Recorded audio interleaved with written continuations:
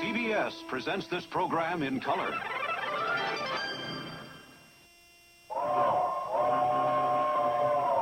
Come ride the little train that is rolling down the tracks to the junction. Forget about your cares, it is time to relax at the junction. Lots of curves, you bet, and even more when you get to the junction. Petticoat Junction. There's a little hotel called the Shady Rest at the junction. Petticoat Junction. It is run by Kate. Come and be her guest at the junction. Petticoat Junction. And that's Uncle Joe. He's a moving kind of slow at the junction. Petticoat Junction.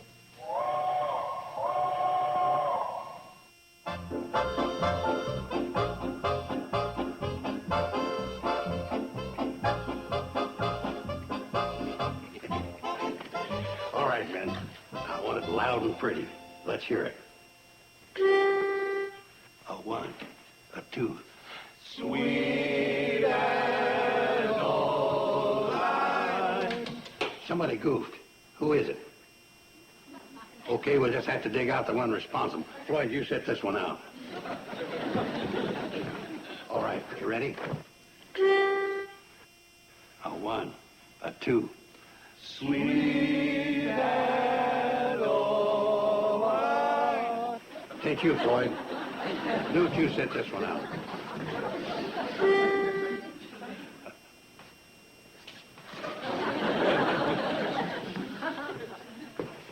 Okay, all ready. A one, a two. Sweet and old life. Ain't you, Newt? Sorry, Sam. What do you mean, sorry, Sam? You just ain't cutting it. You made a clinker. Oh, just a doggone minute. How do you know it was me? By the simple process of deduction. It ain't Floyd, it ain't Newt. It's gotta be you. Who else is there? There's one more. Who? Oh, come on. I'm the leader. I ain't leaving till I'm proved guilty. Okay, then you sit one out. Ready, man. A one, a two. Sweet and old life. You sure you're singing the right notes? Oh, you mean everybody's out of step but you, is that it? Well, but I'm the leader. Hey, I bet I know what it is. This pitch pipe's out of tune. That's gotta be it. Well, if you guys don't want me around, just say the word. What word would you like to hear, Joe? You mean you'd really say it? And Joe, come here a minute.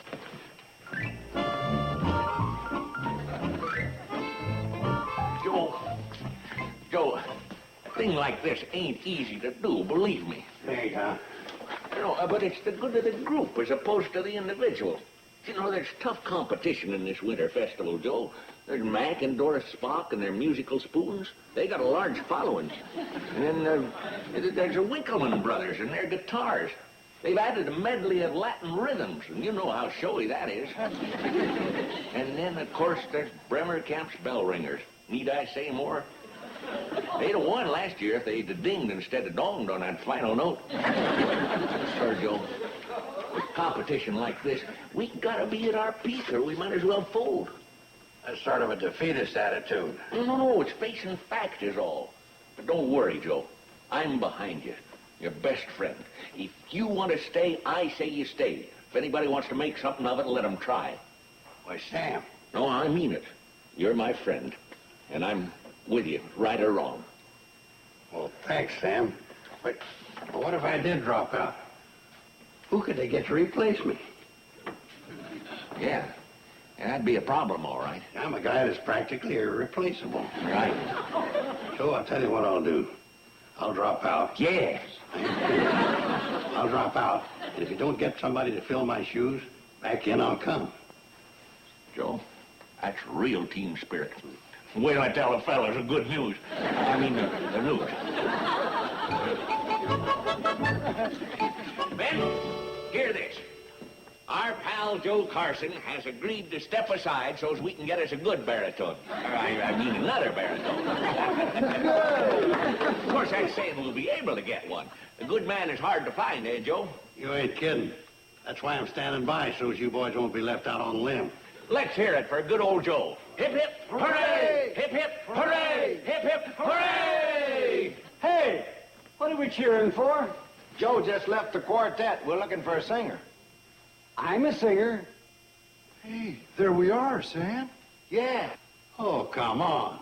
Him replace me? That's like putting the bad boy in for Willie Mays. Well, now we gotta explore every possibility. Hey, Grandpa!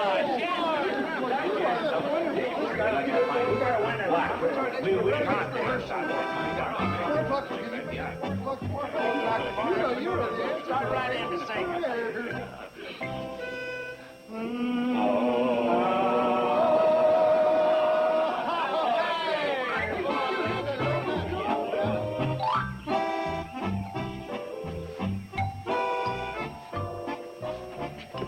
Uncle Joe, what are you doing home so soon? We thought you were rehearsing with your barbershop quartet. Yeah, well, I decided to give up the quartet. Give it up? But I thought the whole idea for the quartet was yours in the beginning. And you've got a good chance of winning the talent contest for the Winter Festival. I figure I got a better chance with my magic act. He who travels alone travels fastest. Last year it didn't work out so well. You came in last with your magic act. Yeah, it was that stupid rabbit's fault. Oh? I had him hid in my tuxedo. He gnawed through my suspenders. When I grabbed for my pants, the bowl of goldfish fell out of my sleeve. It was hysterical.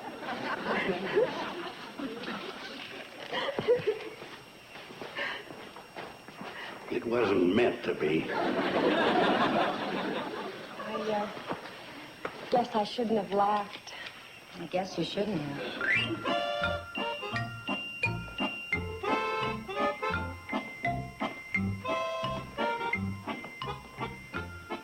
Uncle Joe, did you quit the quartet or did they throw you out? I don't think he quit. Well, that just isn't fair. I'm going to go down to Drucker's store and demand Don't to mention find that out what... name within these four walls again. What name? The name of the low-down polecat that runs a store in Hooterville. Oh, you mean Mr. Drucker? I've never seen Uncle Joe so mad. That's what happens when you have a low-down polecat for a best friend.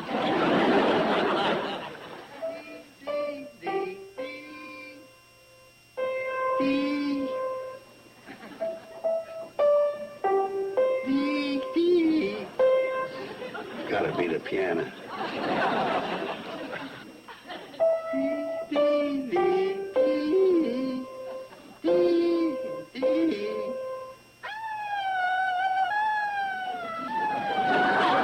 Come on, knock it off, will you?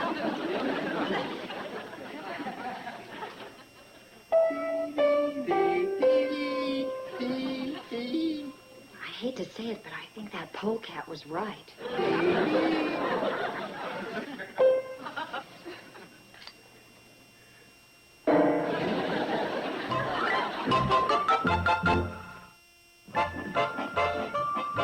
Hi, Joe.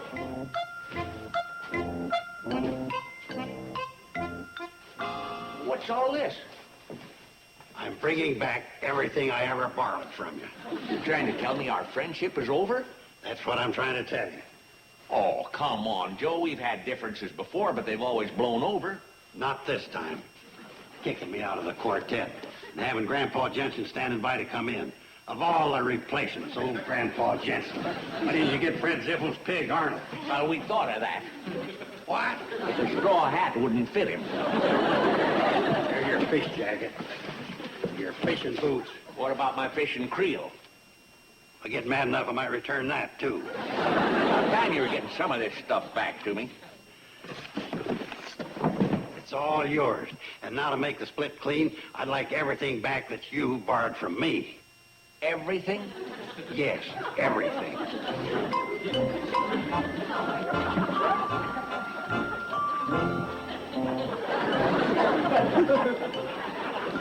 Fish sinker? From our last fishing trip. And I'd appreciate it if you'd tear up the IOU I gave you for it.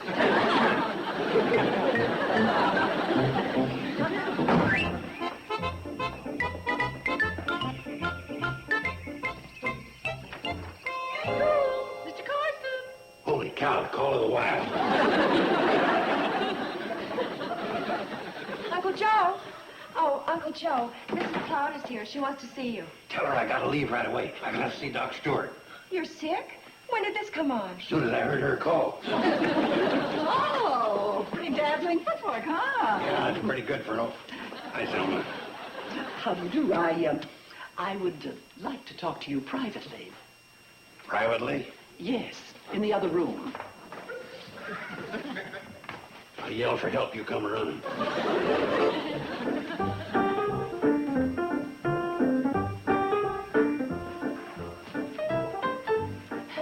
This ought to be safe.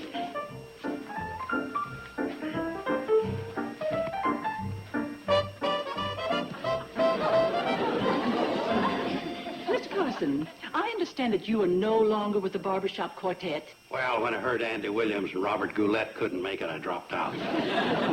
Oh, I see. Well, it just so happens, Mr. Carson, that I am chairman of the judging committee for the Winter Festival, and I'd like to have you for a judge. Me? Of course, I'd have to be assured by you that you would be unprejudiced and impartial in your judging. Oh, sure. You gotta be. For example, the Barbershop Quartet. Seeing that Mr. Drucker is a prominent member and seeing that you know Mr. Drucker, I would still trust that you wouldn't show any partiality. Me show favoritism to Sam Drucker? I wouldn't vote for that bum on a bet. Good. That's the right approach. No partiality. Now, here's a list of the acts we'll be judging. Belmont Bremerkamp and his Balkan bell ringers. That Bremerkamp's always a threat, and I understand this year he's added another bell. Keep going, keep going. Ella-Mae Crump playing Indian Love Call on a deflating balloon. Remember the last time?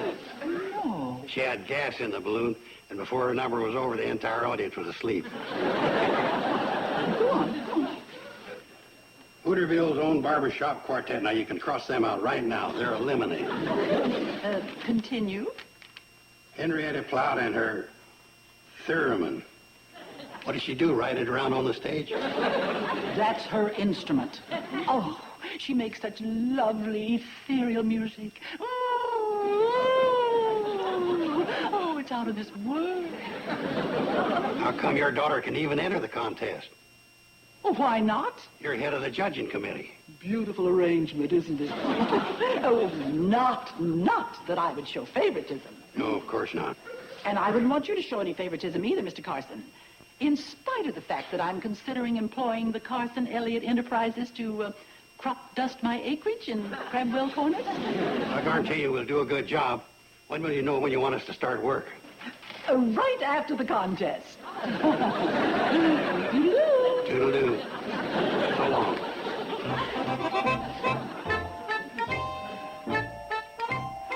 And then she talked Uncle Joe into being a judge along with her.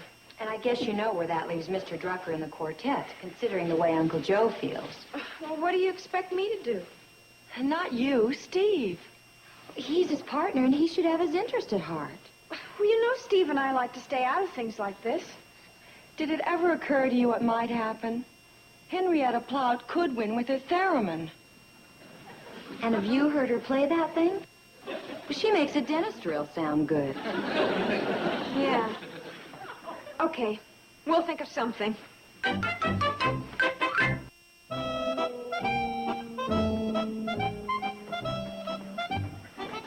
Steve, do you think we're doing the right thing? Oh, I don't see how we can miss if we play our cards right. Number one, you're cooking Sam's favorite meal, corned beef and cabbage. Yeah, and it's Uncle Joe's favorite meal, too. Well, from what I've gathered, every meal is Uncle Joe's favorite. Right. Steve?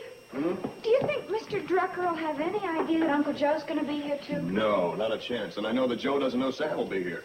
It's kind of a sneaky trick, but we had to do something to bring them together. Well, this'll do it. Quarreling's so ridiculous. Yeah, it's ridiculous. Steve, Well, I felt a quarrel coming on. over what? I don't know. I'll think of something. To be continued at a more convenient time. Hi, Sam. Hiya, Steve. How are you? Oh, fine, thanks. Here, let me take your coat. Oh, thank you. Sure nice of you kids to invite an old bachelor over for dinner. It's our pleasure, Mr. Drucker. Oh, Betty Joe. Oh, home movies. Yeah, we got a few pictures we thought you'd like to see. We'll show them later. Good. Things have sure come a long way. I remember when we used to spend the evening looking at the family album. Hi, Betty Hi, Joe. Uncle Joe. Hi, Steve. Hi. It is sure no secret about what we're having for dinner. I can smell that corned beef and cabbage clear it. Mr. Drucker's joining us for dinner, too. Yeah, here, I'll take that.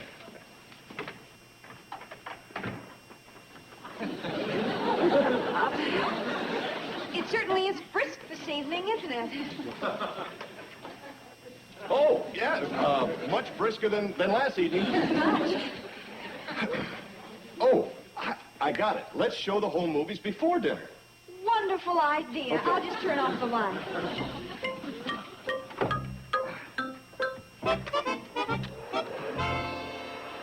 Well. Now look what we have here. Two old friends at a party. At the party, the night before, these two old friends left on their wonderful trip to Topeka. Right, Uncle Joe? You're right about that going away stuff. But as for a wonderful time, I never was more miserable in my whole life. And that goes for me, too. Now, wait a minute. Now, I thought you guys had a good time. Well, we would have had. He tried to steal this widow from me that I met in the lobby of the hotel. I stole her from you. You stole her from me. Oh, yeah? I saw her first. You did not. I met her at the gumball machine long before you ever saw her. Not only that, she was into me for 3 gumballs. Well, what finally happened? Oh, that was the topper of all time. While he and I are arguing, she runs off with this hayseed from Mason City. Learned later she owned a sleeve holder factory in Dubuque, all free and clear. Well, why don't we just continue the movies? Yeah.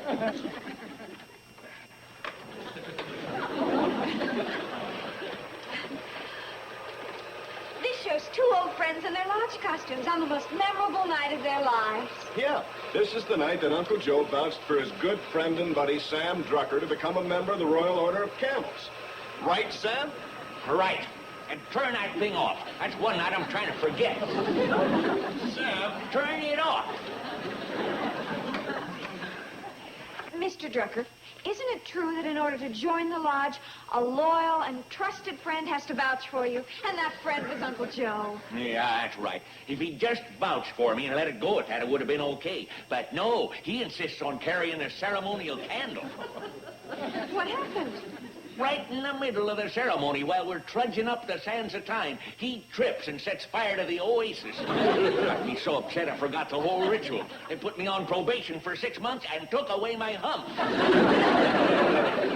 Let's try it again. And this time, no narration.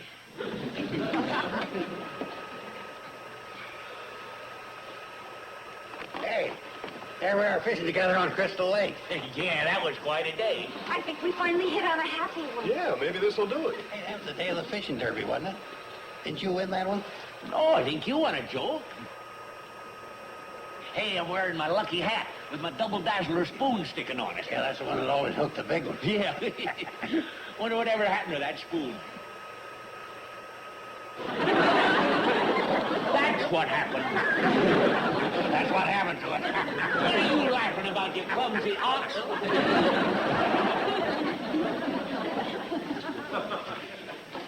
Who are you calling a clumsy ox? You. Because of you, I lost a fishing derby. Oh, yeah? Yeah. You couldn't win a fishing derby fishing in a hatchery. Says who?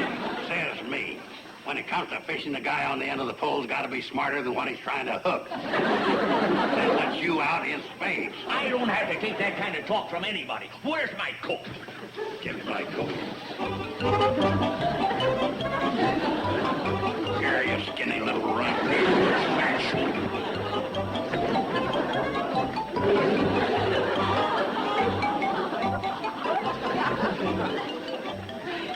I guess we didn't quite patch things up. No, not quite.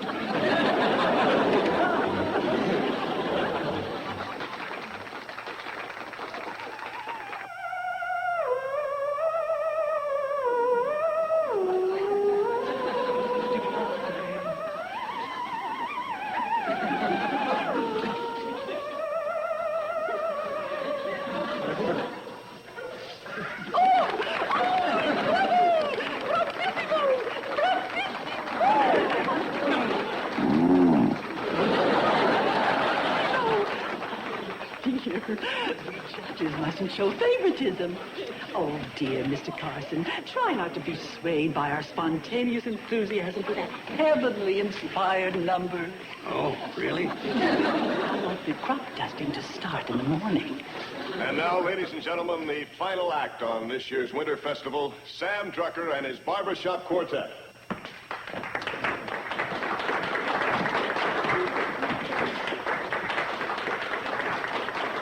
Go and get me a drink of water during this stage wait. You have to hear them out. Now, be fair. Besides, it's a rule.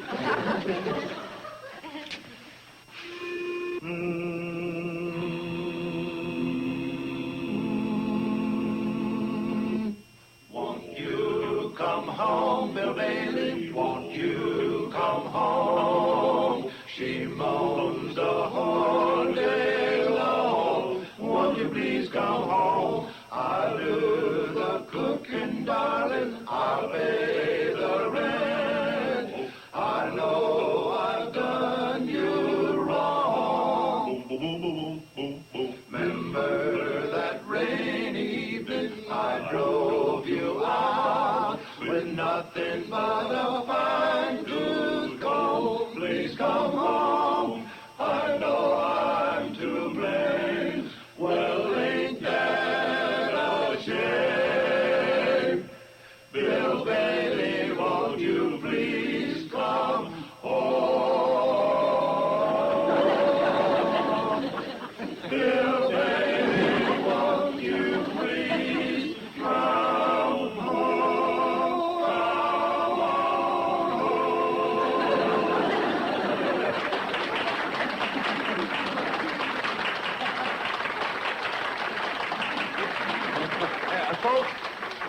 Folks, I'd just like to say that, speaking for the boys and me, this ain't really the Sam Drucker Barbershop Quartet. The name rightly belongs to the man who founded it, worked with it, and then nobly stepped aside. Mr. Joseph Carson.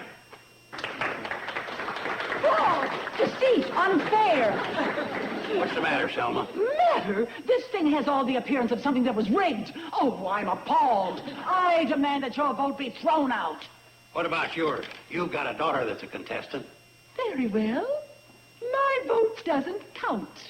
And your vote doesn't count. The outcome will be determined by the impartial vote of Mr. Quimby. The slip, please. The winner is the Barbershop Quartet. The Barbershop Quartet?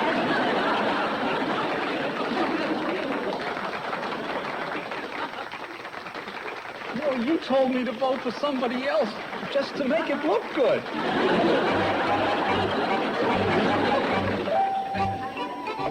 Hey, it sure feels good to be friends again, don't it?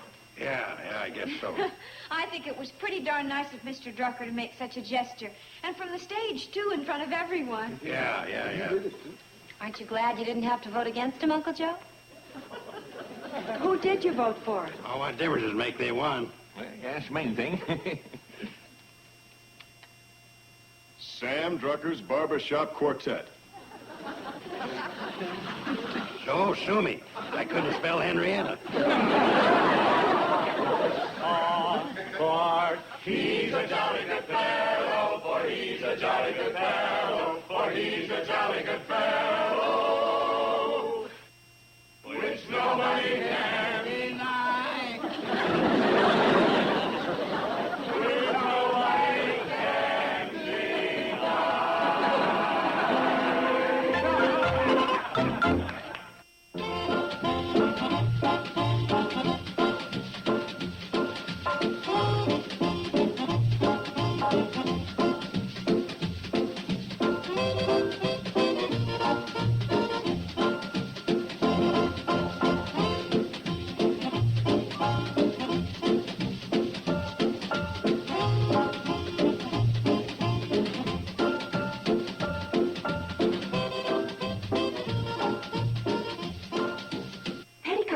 Junction. This has been a Filmways presentation. Come ride the little train that is rolling down the tracks to the junction. Forget about your cares, it is time to relax at the junction. Lots of curves, you bet, and even more when you get to the junction. Petticoat Junction. There's a little hotel called the Shady Rest at the junction. Petticoat Junction. It is run by Kate. Come and be her guest at the junction. Petticoat Junction. And that's Uncle Joe. He's a moving kind of slow at the junction. Petticoat Junction.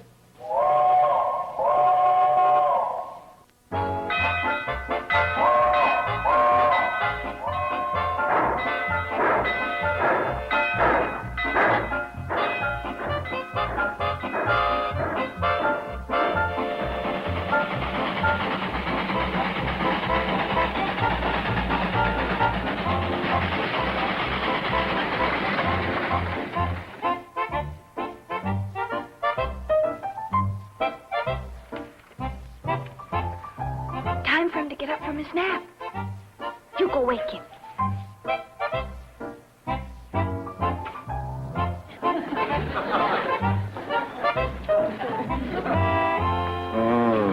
Darling, your kisses are getting better every day. Steve Allen. Oh, it's you. I'm sorry, dear. Fine thing. Well, it's all your fault. What are you trying to do, come between us? Hi, honey. Hi, Leslie. Hello, Steve. Hi. Oh, so there you are. We've been looking all over for you. He showed up here right after breakfast. Well, this is the longest he's ever been gone. We were starting to get worried. I'm sorry. I should have sent him home. Oh, no, honey. That's all right, as long as we know where he is. Oh, see all the trouble you caused? Yeah. Next time you go visiting, you tell people, okay? Honey, I'm going to get my plane geared up for tomorrow. I'll see you later. Close your eyes.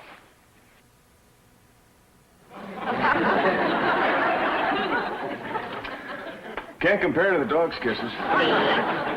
See you later. Bye, Miss Red. Bye, Steve. Home wrecker. Mom, I've got some coffee I can warm up. No, thanks, honey. I better get back and let everybody know he's all right. I understand. You know, with that much love, you'll never wind up on a psychiatrist's couch. Come on. Oh, wait a minute, and I'll go with you. I want to pick up a few things I left in my room. Oh, fine. Let's go.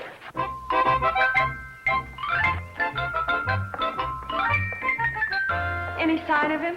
Not a one. Where could he be? I wish I knew. Maybe Uncle Joe had some luck. Maybe he...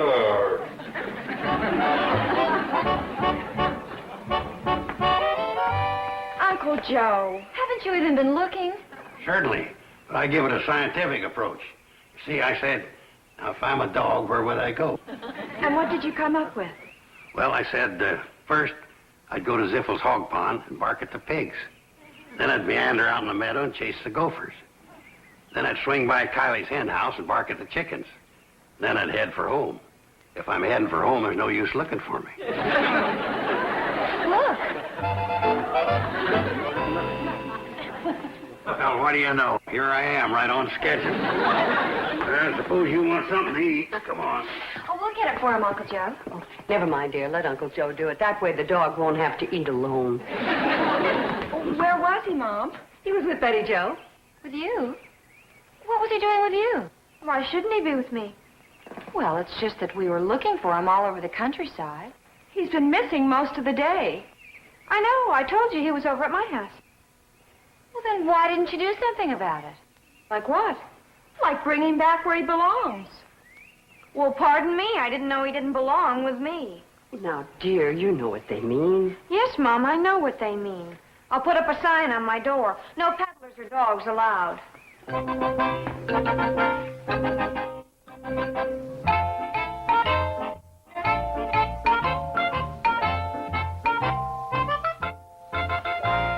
Well, 3 cheers for me. You cleaned your plate. Yeah. Boy, was I starved. Honey. I'm only kidding. It was really good. What'd you do? Finally get around to reading the book? Keep going. You're about 2 seconds away from a lap full of coffee. Makeup time.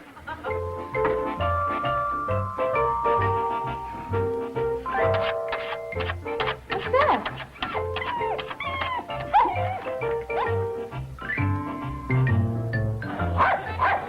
Oh, no.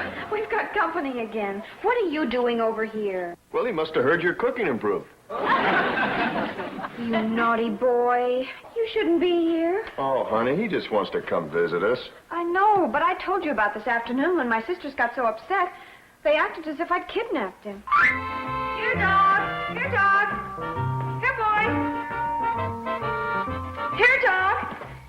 Come on, fella, get your dinner. Here, dog. Here, boy.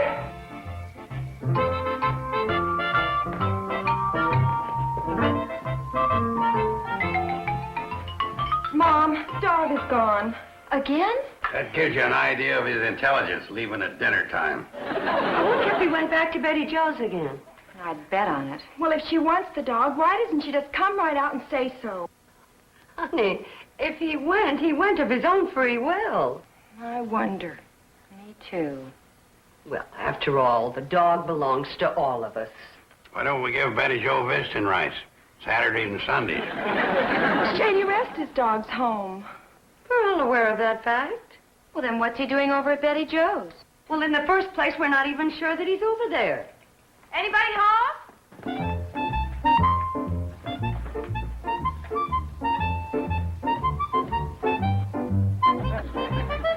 Well, here's your wayward little friend. He paid us another unscheduled visit. What did you do? Leave a trail of gravy from our house to your house?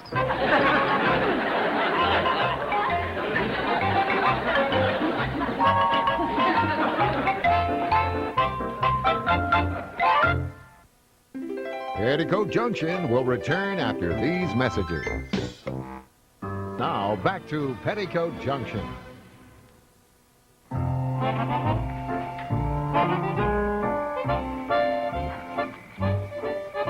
Well, this is one way to forget an argument. Have a lovely walk home.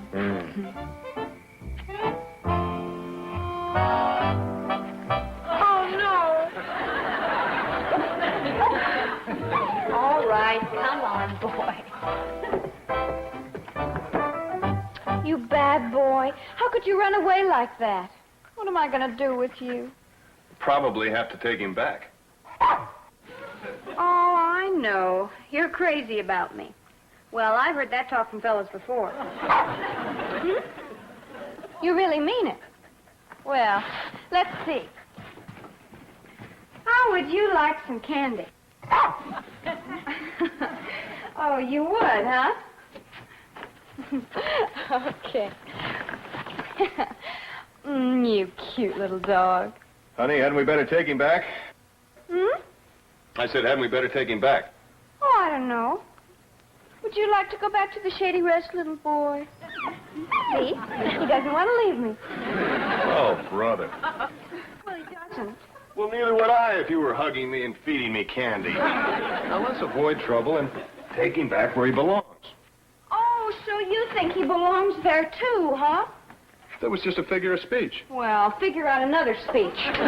For your information, I found him, I brought him home, and I'm the one who really owns him.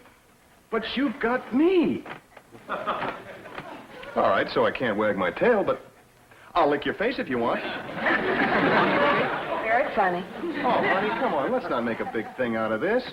Now, they feel the dog belongs to them. Let's let them have their way. Why make waves just because... No, just because I'm right. No.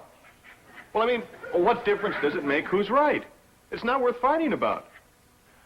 I mean, you've got a lot on your side. But on the other hand, they got a lot on their side. You really feel that way, huh? Yes, I do. All right, then. You take him back. Well, honey, Oh, okay. You wait here while I get a flashlight.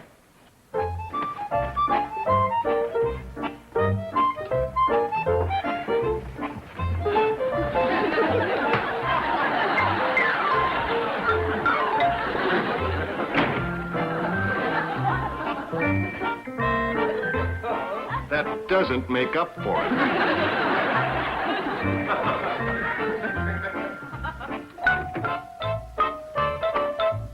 I understand there's a little fussing and feuding down your way. Yes, the girl's quarreling over that four-footed flea trap. Yeah? Yeah, see, he's been running over to Betty Jo's and Steve's, spending a lot of time when he should be at the Shady Rest where he belongs. Oh, well, that last part, that's strictly Bobby Joe and Billy Joe's opinion, right? Of course, that is where he belongs. I mean, that's his home. Well, now... My attitude's been to stay away from it, strictly hands-off. Yeah, you're probably right. Yeah, besides, the dog's back home now. So why make a big thing out of it? Just let it blow over. Right. Or, as they say, let sleeping dogs lie. Sorry they ever said it. Eminently, Joe, just a little repartee. Come on, it's your move. Of course, I can see Betty Jo's side of it. What side? I mean, after all, she's got a point. Oh, Come on, Sam, will you move? Well, it's her dog. It's our dog, and it belongs at our place. Now, move. Joe, I don't see where you get off saying that. Move? No, I mean about the dog. I can remember just like it was yesterday, when that little mutt followed her all the way home from school. Yes, and will you recall what home he followed her to? The Shady Rest, where he's been mooching for years. Well, he ain't the only one. You gonna play checkers, or are you building up for a punch in the nose? Joe, all I'm saying is I'm kind of partial to Betty Joe, and I want to see her get what's coming to her. Well, you're going to get what's coming to you if you don't butt out of other people's business. Who's going to give it to me? Me. And whose army? Take off your glasses. I ain't got any glasses. You better hurry and find some, or we're going to end up in a fight. Joe, I'm just standing up for Betty Joe. And I'm standing up for what's right. Well, what's your difference, you stonehead? I don't have to take this kind of insults. Just for that, I'll take my loafing elsewhere. That'll bring a merry smile to my face. And besides, you were losing.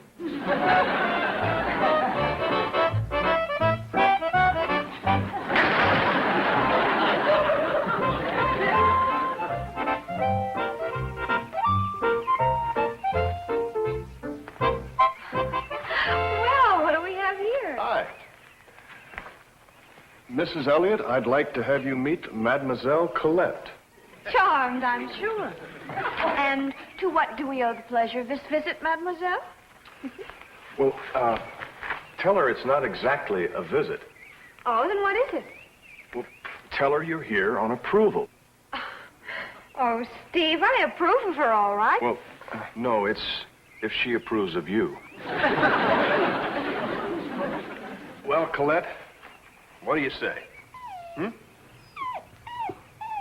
Well, yeah, she's a redhead, all right, but... Temper? Oh, heavens, no. Sweetest disposition you'd ever want to see. Honest. Well, now, what do you mean you don't believe me? Oh, you've heard that she makes me sleep on the couch. Well, now, can you believe that? Now, can you look at that soft, tender face and those sweet, kind eyes and believe a thing like that? Well, of course not. Honey, you're in. Well, goody for me. Oh, look, honest, I'm just trying to figure out a way so we don't have this fuss between you and your family. Well, let them keep dog over there, and we'll keep Colette here with us, okay? Well, I guess that does make sense. Well, sure it does. Anything to keep peace. Yeah, right. And Colette is just as cute as a button. Yeah. So we'll send her over there, and we'll keep dog. Betty Joe. Oh, all right. We'll do it your way. You know, Colette, you're pretty cute. Do you know any French? Oui, oui? Honey, try something else.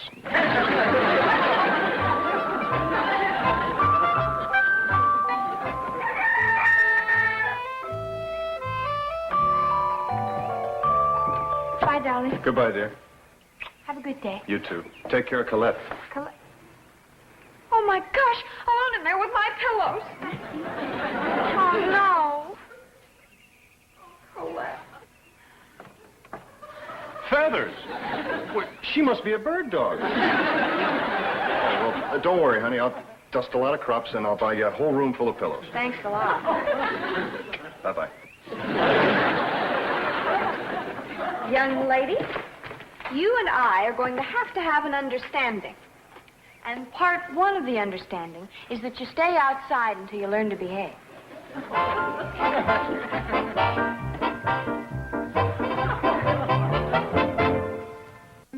Petticoat Junction will return after these messages. There you are, boy. Nice and fresh. Boy, he sure was thirsty. Mm-hmm. He's certainly been getting a lot of attention lately. Well, naturally, Mom. We love him. Don't we, Bobby Joe? Well, Mom thinks we've been paying the dog a lot of attention lately, and I was just explaining it's because we love him, right? Yeah, and we don't want him to run away anymore. The truth is, Mom, we're sorry about our spat with Betty Jo. Aren't we, Bobby Joe? She's our sister, and we love her. Don't we, Bobby Joe? And everything is fine now, Especially since you two got your own way. Well, that helps. I'll take this out to the dog. You know, of course, I have been pretty upset about this whole situation, quarreling between sisters, and over such a silly thing like a dog staying overnight. You ought to be ashamed. Yeah, your mother's right. There's too much bickering in the world. Everybody's hot at everybody else. I'd like to see an end to it. Including you and Sam Drucker? Oh, well, that's sorehead. Nobody can get along with him. It's all Sam's fault. Which is why you started the fight. Well, I can't stand a know-it-all, especially when I know I'm right. Mom, dog is gone. Gone? He was right there drinking. Well, did you look around the side? Both sides. That dog's not too bright running out on a soup bone. Is there any meat left on that? It doesn't take a genius to figure out where he is. You don't mean... Where else?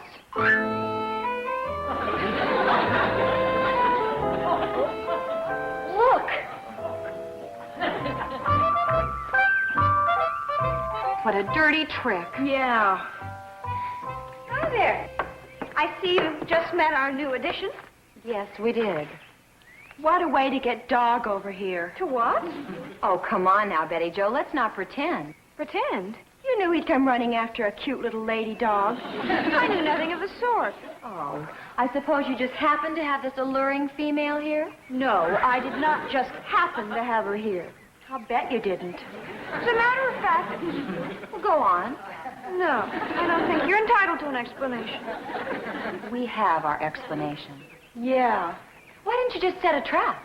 Promise him anything, but give him a poodle. For your information, I don't have to promise Dog anything. He just happens to like me best. Oh, sure. Well, he does. We'll see about that. Here, boys. Here, boys. Here, Dog. Here, boy. Here, Dog. Come here, fella. Come here, fella. Mom, did Dog come back here? Oh, no. He's run away. I knew it. Oh, this is awful. Well, now, wait a minute. Are you sure? Positive. The three of us were standing there arguing, and first thing we knew, he just disappeared. Sounds like the dog has a lot more sense than you do. We know, Mom. We know. We just have to find him. Well, let's see. If I was a dog, well, I'll have to work on it. Oh, not that way. Come on.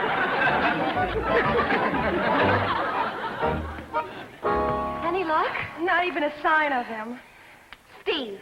I'll get Steve to look for him in his plane. Marvelous. Great. We'll keep looking. Yeah. Here, Dog. Here, boys. Sam! Sam!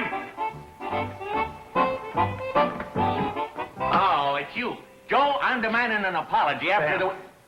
Dog's missing. What? Can't find him anywhere. I'll be right with you. Here, boy! Here, dog! Here, dog! Here, dog! Here, dog! Here, dog! We should have used a cannonball. We are. I got Floyd searching down around Pixley End. Oh. Here, boy! Here, boy! Here, boy!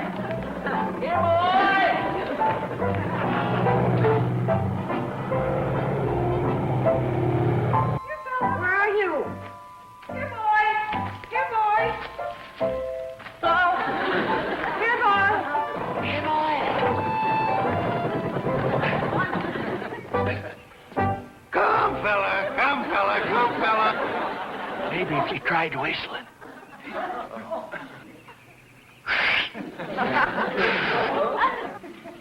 It's broke. Come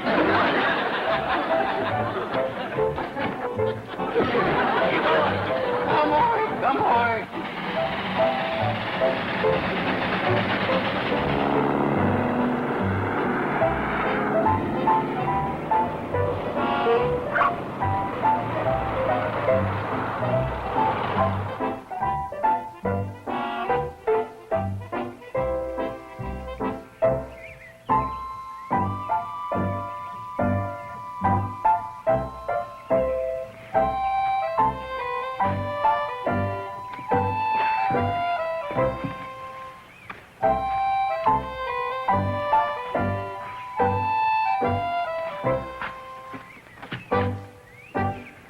Hi, guys. Any luck? No, not a sign of him. Me neither. I covered the whole valley from one end to the other. Gee, Sam, you look pretty beat. Oh, I am. You ever try pumping a hand car with this character? No, I can't say that I've ever had the pleasure. Oh, believe me, it's no pleasure. This guy's a leaner. Pumping down, he's great. But when he gets to the bottom, he just lays there. Don't listen to him, Steve. Took everything I got to pump him back up. Oh, stop bellyaching. I did my part. I got the calluses to prove it. Well, so have I, but mine are on my hand. Well, let's get going. We ain't going to get the dog found this way. How about this guy? You ever think he'd be that worried about dogs? Yeah, Joe, I thought you and he were always fighting. Guess you kind of like the little fella after all, huh? That's got nothing to do with it. It's just that well, it's just for Kate and the girls. If they don't find that dog, there are going to be broken hearts all over the place. They're going to be sobbing and crying, and they won't get any cooking done, and, well... Yeah, he don't care about that dog much. Here, fella! Here, fella! Here, fella! Oh, did you see him? See him where? I thought I saw him heading for those bushes. Here, boy! Here, boy! Here, dog! Here, dog! Here, dog! Funny, he won't come out. I'll handle the mutt. Come out of there, you four-legged meatball. This ain't no time to play games. Way past my napping time. If you ain't coming out, I'm coming in after you. Oh, no. Wasn't it dog? It is if he's got a white stripe down his back.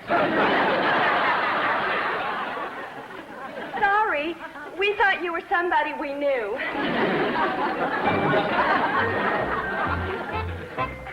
Paw prints. Billy Joe! Look, paw prints. The old caber we used to play when we were kids.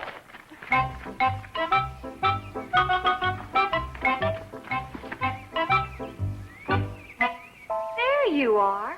What are you doing in here? I found him. Oh, you poor doggy. Oh. I'll take him home. No, I'll take him. I'll take him. No, you won't. I'll take him. We'll take turns. Okay. Sweet. And then as he looked out at me from the cave, he seemed to be trying to tell me something. Yeah? I think he's trying to tell us all something. Quote, why don't you grow up and stop this ridiculous feuding? Right? Hi. Hi, Steve. Oh, look at that darling. Hi, Steve.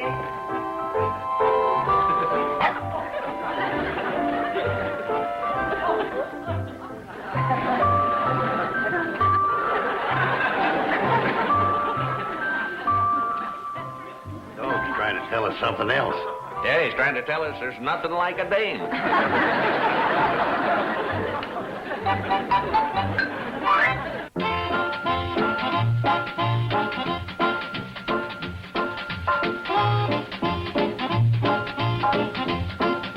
Weekend. The Wonders of TV Land features shows that all take place in one of the most wondrous cities in the entire world, New York City.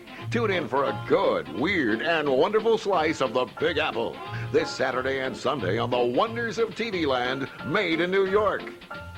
Now stay tuned for Mr. Ed, next on Nick at Night's TV Land. Petticoat Junction. Come ride the little train that is rolling down the tracks to the junction.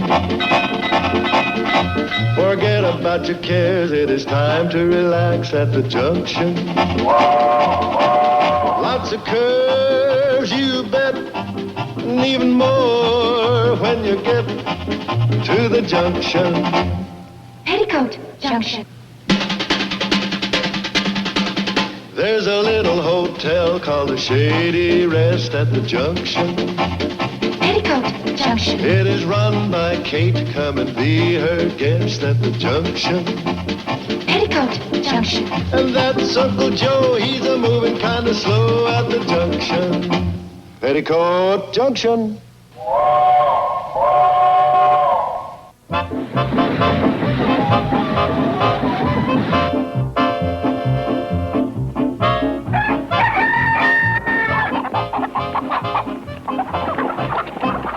Five eggs.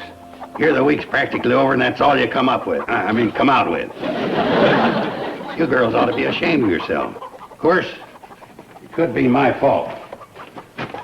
I thought this would be an inspiration to you. But it could be giving you a complex. I borrowed this from a friend of mine who runs an ostrich farm. Now, there's an egg for you. Only takes about 6 of these to make a dozen. That's what the foreign birds are coming out with. Uncle Joe, this came in the mail for you. Oh, yeah. That's a record I sent for. Music for chickens to lay eggs by. This'll do the trick. You think it will actually make the hens lay more eggs? What can't miss? It's one of them Latin rhythm numbers. That does it, huh? Yeah, it's the beat of them bongos and the click of the cucarachas. You start this record to play and you'll have a dozen eggs before you can say cha-cha-cha. Golly. By the way, Uncle Joe, does the name Flora Belle Campbell mean anything to you? Flora Belle Campbell? Does it ring a bell? Not only rings bells, it sends up rockets. When'd you hear from her? She sent a letter asking for reservations. You mean she's coming here? This weekend. No kidding. Sounds like she's someone special. Yeah, there wasn't many guys around that didn't secretly pine for old Flora Belle. Including you, Uncle Joe? Well, I didn't have to pine. You see, in those days, not bragging, but I was known as Hooterville's answer to Richard Dix. Richard who? Oh, well, I suppose in this day and age you'd say Arthur Godfrey. When did she say she was coming? Tomorrow. Oh, my gosh. I've got a lot to do. I've got to get all my wardrobe together. I've got to line up a session with the barber. I don't think I can get it all in. Don't think that lets you off the hook. I'm keeping track of your daily output. Whoever misses her quota, just remember we're getting mighty close to the chicken and dumpling season. Okay, Gertrude, knock it off.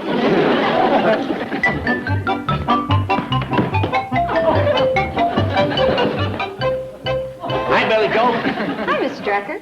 When's she coming? When's who coming? Flora Belle Campbell. Sam, what do you know about Flora Belle Campbell? Oh, hi, Joe. Oh, not much. I just sort of figured she might be showing up here. What gave you that idea? Well, this morning when I was sorting through the mail, I happened to see the name Flora Belle Campbell on a return address, and all of a sudden it just leaped out at me. How come it did that? Well, Joe, when a name out of the past, especially when she's an old flame, hits you in the eye, you're going to sit up and take notice. Flora Belle Campbell, an old flame of yours. You mean you've forgotten how she used to fall all over me? I was catnip to that girl. Dream on, Romeo. Oh, boy, as long as I live, I'll never forget that picnic in Volunteer Park. After she cheered me on the victory in the peanut race, I took her up to Observation Point. Hey, I had her in stitches. She thought I was the funniest thing since Cohen on the telephone. Some lover. Take a girl up to Observation Point and tell her jokes. Well, she wanted to smooch, but after the peanut race, my nose was too tender for the task. Well, you may have taken her to Observation Point, but I'm the one that was on the Ferris wheel with her. Oh, sure. Yeah, but don't you remember? The Ferris wheel blew a fuse. We were stuck at the top for 2 hours. I suppose you're trying to tell me you got in a little kissing. A little kissing? I couldn't play my cornet for a week. Oh, sorry, girls. Oh, that's okay. Sounds like there's going to be quite a rivalry when Miss Campbell gets here. No, all that's a thing of the past for me. Through with all that foolishness. Right, Sam? Oh, yeah. Once the old torch flickers out, a fellow might just well forget it. I'm with you. Oh, if I'd happen to run into her, I'd politely tip my hat, give her a howdy-do, and go on my way. Well, yeah, right. There's no sense getting involved. Well, that's all I rushed down here to... that's all I just happened to drop in to find out about. I'll see you. Oh, by the way, if I should miss her, you might just mention that I asked about her. Yeah, I'll tell old what's-her-name you said hello. Golly, Uncle Joe, does this mean you're really not interested in Miss Campbell after all? You are young.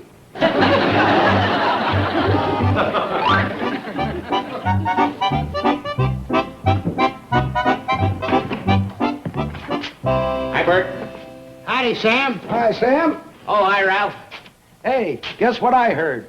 Florabelle Campbell's coming to town. How about that? Yeah, how about that? Is that all you got to say? You remember Florabelle, don't you? Yeah, I remember Miss Campbell quite well. Miss Campbell. Hey, did you get that, Bert? He's probably the type of guy that would take her out to Observation Point and tell her jokes. Oh, tell her jokes. Put that on my bill, Bert. I'll see you later. Sit down, Sam. Sure a crass fellow, that Ralph. Well, not that he's not a nice enough guy and all that, but crass, you know what I mean. Well, I don't mind a fella talking about girls, but just don't like them to be, Crash. Now you hit it. What can I do for you, Sam? The usual? Quick trim? Well, no, I think I might go for a little more this time. Such as? Well, shave and a haircut and trim the mustache, a massage and a facial and thin down the eyebrows. What's the occasion? Oh, nothing. I just, Somebody get married? Somebody passed on? Same thing, you know. Just tossing a little humor there. I got it. You're gonna go out sparking with somebody, right? Am I right? Oh, criminy, Bert. When you come into my store and get a pound of rutabagas, I don't ask you, what do you want them for? Hey, Sam, you don't have to tell me. It's just that I feel that if a man can't confide in his barber, where can he turn? All right, Bert, all right. The reason I want all this stuff is because... shave first, Bert. Give me the towel. Towel, quick, towel.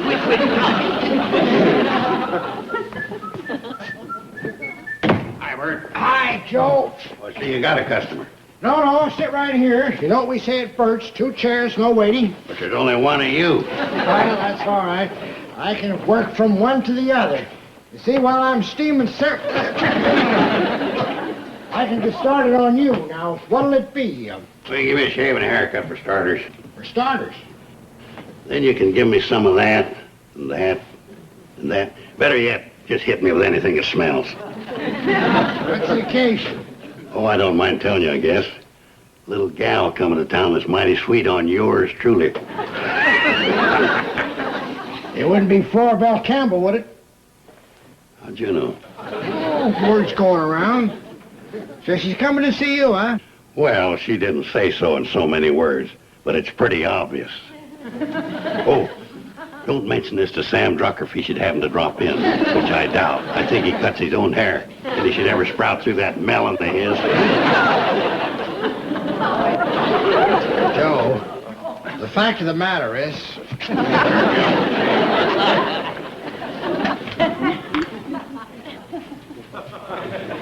How close do you want it, you double-crosser? Wait a minute. That was you. Right. So we both caught each other. If that's the way you want to play from now on, no holds barred. Right. No holds barred.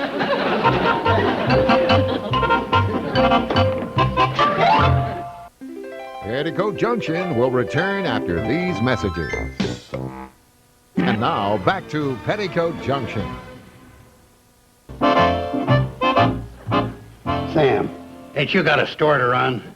Oh, yeah, I do, but for an important occasion like this, I got Eb to run it for me. Hey, there's a cannonball now. Yeah, that's her. Well, of all the dirty, low-down tricks, going to greet her with a box of candy. Lucky I had this. Wasn't that the cannonball, Uncle Joe? Yep, that was her. Well, we'll go down and help you greet Miss Campbell. Sure. You come along with me and I'll show you how a champ operates.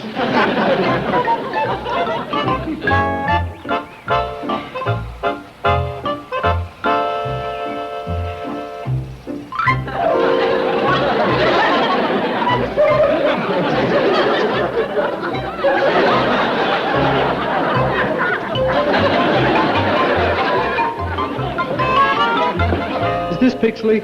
No, ma'am. This is Shady Rest. Well, I'm not getting off here. I am. Pardon me, please.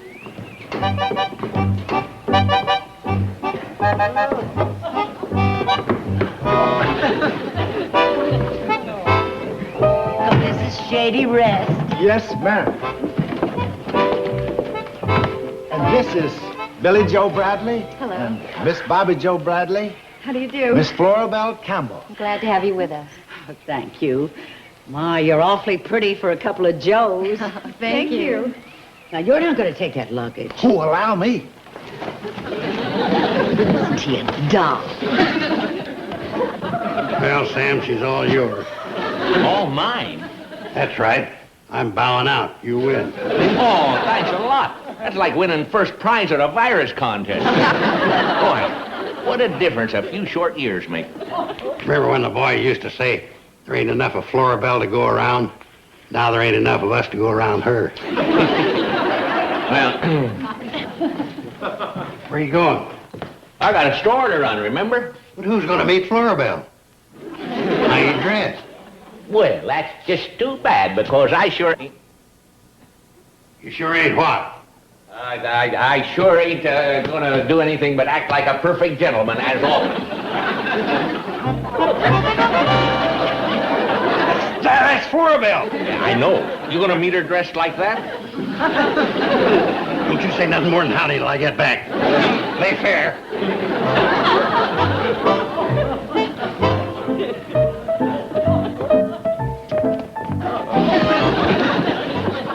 Surprise. Sweets for the sweet. Thank you. Oh, and these two, of course. Why, that dirty so-and-so. The hotel certainly knows how to treat guests. Oh, Mr. Drucker isn't with the Shady Rest. I'm Sam. Oh, it's Sam Drucker. Volunteer Park, the annual picnic. Observation Point.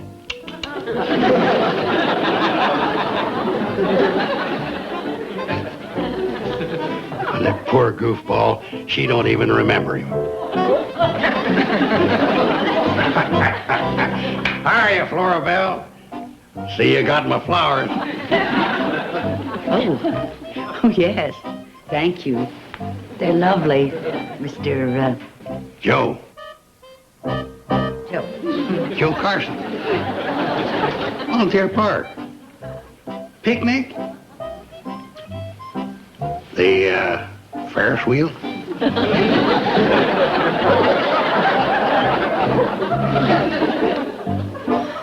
Miss Florabelle Campbell, allow me to present Mr. Joe Carson and Mr. Sam Drucker. How do you do? It's nice to meet you both.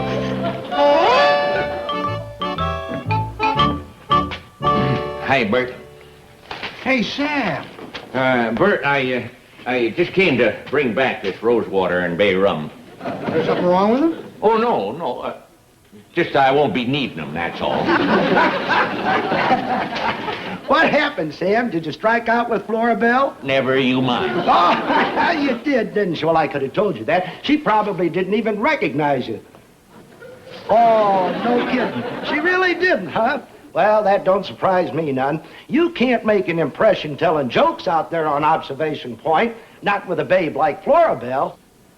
Don't you call her a babe. Did I hurt Loverboy's feelings? Well, I'm sorry. Well, I'll tell you what I'd do with a dish like Florabelle, especially out there on Observation Point. To begin with, there'd be no talking. No, sirree. Why, I'd take a babe like her. Why don't you just keep your big trap shut? Bert, what do you let a guy like this hang around here for? He's just plain crass, that's all he is. You can just credit those to my account. So long. Say, there's one for the books, Bert. Gets himself all duded up and she don't even know who he is. Well, yeah? Why don't you take your loafing someplace else? Huh? I just realized that Sam's right. You're crass.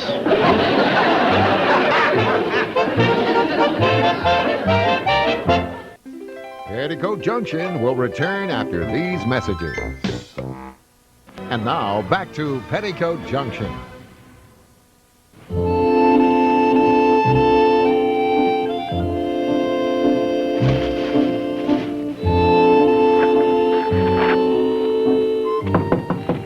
Come on in. Lunch is ready. What's all that? Oh, nothing. Just a dumb idea I had, I guess. What is it? Well, I thought it'd kind of be kicks when Florabelle got here to kind of relive the old days. So I got out my ukulele and... Oh, forget it. Florabelle don't want to remember the old days. She sure doesn't want to remember me. Maybe she really has forgotten you. No. A girl don't forget spending 2 hours on a Ferris wheel with a fella. Would you? I haven't lived very much. You really think she doesn't want to remember you? What else can I believe? Well, if that's the way she wants it, that's the way it's going to be. Darn her. I've got a good mind to tell her what I think of her. Oh, now, young'un, you can't blame Florabelle just because I sort of overrated myself. Well,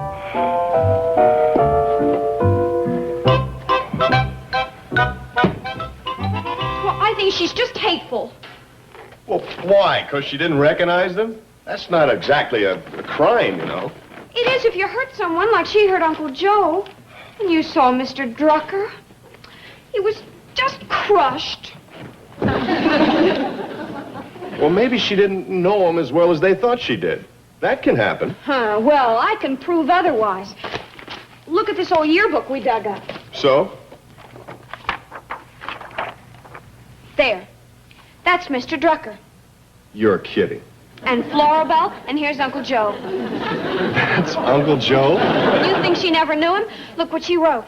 To a keen guy. Yeah. Yeah, that's pretty passionate, all right. Of course, it'll never replace How Do I Love Thee? Let me count the ways. All I know is I wish I could see her and tell her exactly what I think. Oh, my gosh. Here she comes.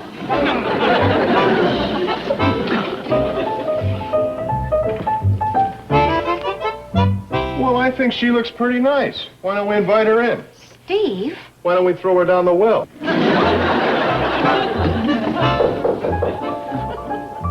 Company, dear. Hello. I'm Florabelle Campbell. We know. We're Mr. and Mrs. Elliott. Won't you come in? Oh, thank you. I've been dying to see the inside of this darling little cottage. Oh, it's absolutely enchanting. Really? You know, long ago, I had a dream that this would make an ideal honeymoon cottage. Of course, by now, I figured it'd be a tumble-down shack. Well, that's about what it was a couple of months ago. We're a honeymoon couple. We fixed it up. Well, it's just as it should be. It's adorable. Oh, would you like to see the kitchen? Uh-huh. Right in here. Honey, when are you going to tell her off? What's the matter? This is a perfect time to give her a piece of your mind. Those cute red curtains, did you make them? Mm-hmm. Oh, they're perfect. Is anything the matter? Oh, no, no. My wife wanted to tell you something before, but, well, now she doesn't. Oh, why not? Oh, because you're not hateful after all. Oh, gosh. That didn't come out the way it was supposed to. How was it supposed to come out? Well, how come you were so mean to my uncle and Mr. Drucker? Mean? How? Well, you don't know how they were looking forward to your visit and to meeting you, and you didn't even recognize them. Recognize them? I just met them. I'll say you met them. Look at this. I haven't seen one of those things in years. Whose is it? My uncle's. Isn't that a picture of you? Oh, and with a Marcel. Look what you wrote to my uncle. To a keen guy, and he probably was. Because I have to admit, I wrote that to a lot of fellas. It seemed to satisfy them without promising too much. Which one's your uncle? Right there. Slim Carson. Slim Carson? Then you did know him. Know him? Honey, once we went up on a Ferris wheel and should have underlined keen. Well, how about that one? Curly Drucker. Oh, Curly and his jokes. What do the Irish call potatoes? They don't call them, they dig them. And that was one of the good ones. Well, if you knew my Uncle Joe and Mr. Drucker, how come you didn't recognize him this morning? Oh, honey, they've come a long way since Curly and Slim. Oh, yeah. I wouldn't hurt them for the world. I love them both as friends. What can I do to make it up? It's not too late. You got an idea, honey? Uh-huh. Uncle Joe is planning something for this evening, and I think I can talk him into going through with it. Please, Uncle Joe. It'll work. I just know it will. Why? She didn't recognize me this morning. But she wasn't seeing you the way she knows you and remembers you. Well, okay. But I've made a fool out of myself once, and I sure don't want it to happen again. It won't. Believe me.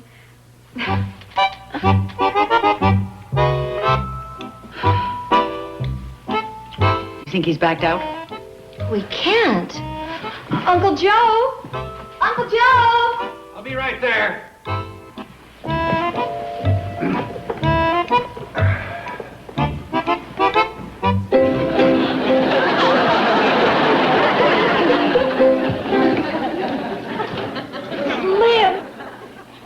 Who? Slim Carson. Me?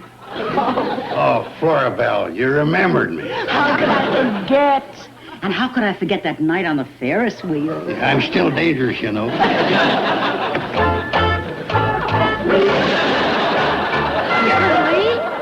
Curly Drucker. Look who's here. Yeah, Curly. Put it back on, you'll blow the bit.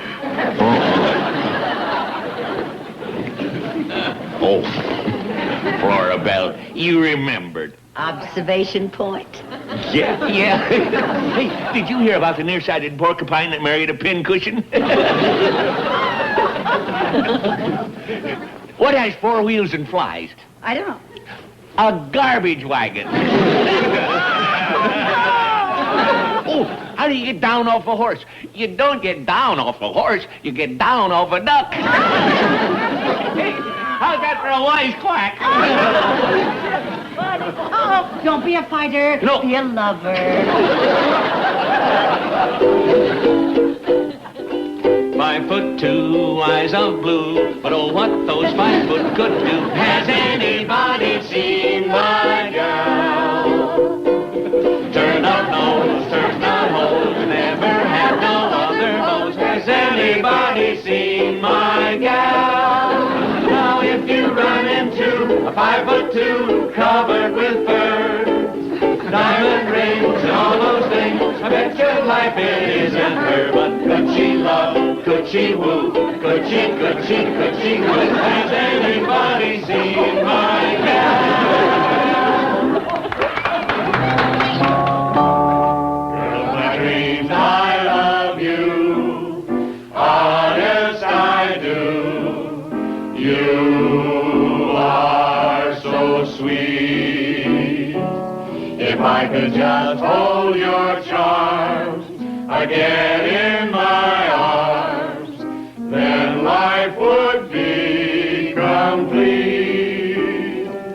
Since you've been gone, dear, life don't seem the same. Please. Hey, what's going on in here? Don't let me break it up. I was just swinging by on my way to Observation Point. Hi there, Florabelle. Hi, around. See y'all later. I still say he's crass. Sure, he's crass. But him she remembered. And after all said and done,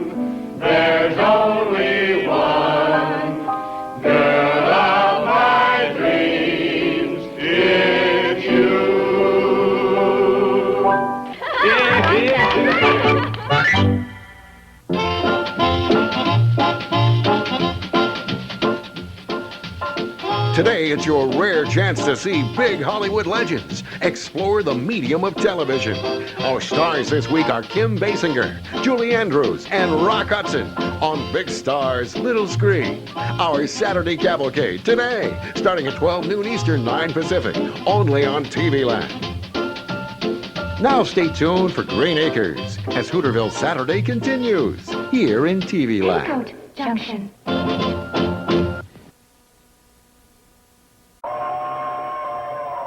Come ride the little train that is rolling down the tracks to the junction. Forget about your cares, it is time to relax at the junction. Lots of curves, you bet, and even more when you get to the junction. Petticoat Junction. There's a little hotel called the Shady Rest at the junction. Petticoat Junction. It is run by Kate. Come and be her guest at the junction. Petticoat Junction. And that's Uncle Joe. He's a moving kind of slow at the junction. Petticoat Junction.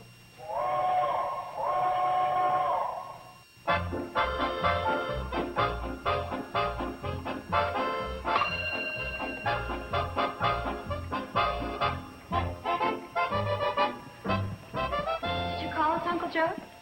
Yeah, I want to check the duties of the staff. We got clean linen in all the guest rooms, We've taken care of that.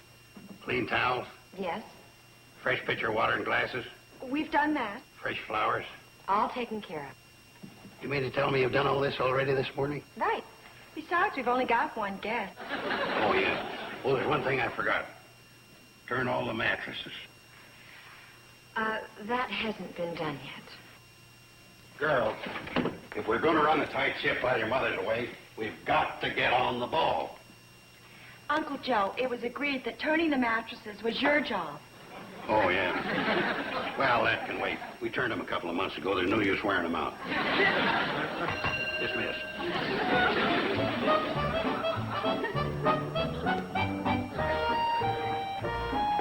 Hi. Hi. How are you doing over here with Mom away? Not bad. Uncle Joe is running a tight ship, as he said. It's so tight it squeaks. I can imagine. But he's doing a good job, and that's what he promised Mom. How about you two coming over and joining me for lunch? Sounds like fun. I've got a new casserole I want to try out on you. Try it out on us? You mean Steve won't eat it? Probably Joe. For your information, my cooking has vastly improved since I got married. Oh, yeah? Then how come Steve uses your donuts for curtain rings? That was just a gag he pulled. Oh. Oh, come on. Let's go ask Uncle Joe about going over to your house.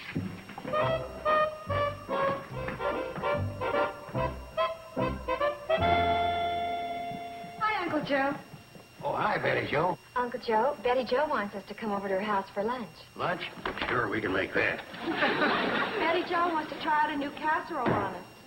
On second thought, maybe I better stay on duty. I hope you'll understand. Sure, I'll understand. I've been looking over this ledger here, and according to this, one of our guests, old man Clayton, is way behind in his rent. He probably is. I remember when he checked in, Mom let him get by without a deposit. He was a little short at the time. That's no way to run a hotel. You've got to be tough with the guests or they'll walk all over you. But Mr. Clayton is such a nice, sweet old man. Please don't be too hard on him, Uncle Joe. See you later. Yeah, he's way behind. Time to put a stop to that is right now. Look, if you're going to run a hotel, you've got to do these things. This is a dog-eat-dog business. Oh, I'm sorry, I used the wrong expression.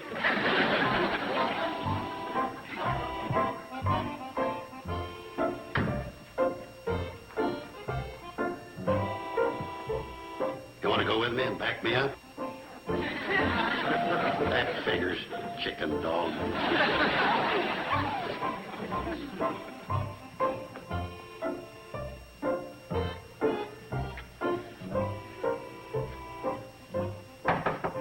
Friend. Hi, Mr. Carson. I'm just setting up the checkerboard. We've each won 6 games apiece so far. This one ought to be a humdinger. Yeah, a humdinger. Oh, Mr. Clayton. You just sit in this comfortable chair here. What was he was going to say? Oh, I'll take the blacks. Yeah, I like it.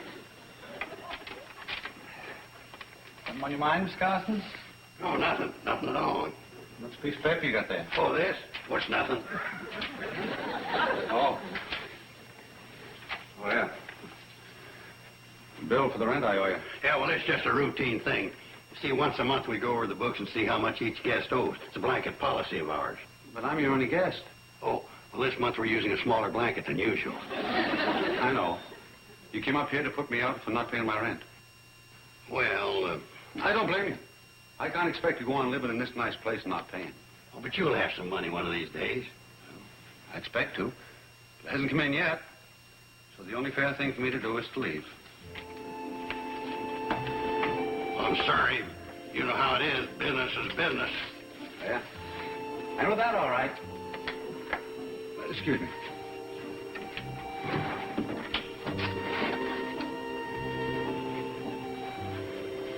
Have a kind of light, don't you? Well. Oh, would you like to leave a forwarding address? Forwarding address? Yeah, in case your money comes in or something like that. I don't know what it could be. Don't you have any relatives, any place to go? No. I'm afraid I'm all alone in the world. Oh. Wouldn't want to forget this. Hey, maybe you could talk me out of it. Well, you could try. What's that? We'll make a little proposition. Maybe a little now and a little bit later on. I'm afraid I don't have the little to pay you now. I can loan it to you. Oh, maybe you could play me for it and win it from me. That wouldn't be right. I couldn't pay you if I lost. No. I'd rather just leave with pleasant memories. Bye, Mr. Carson. Bye.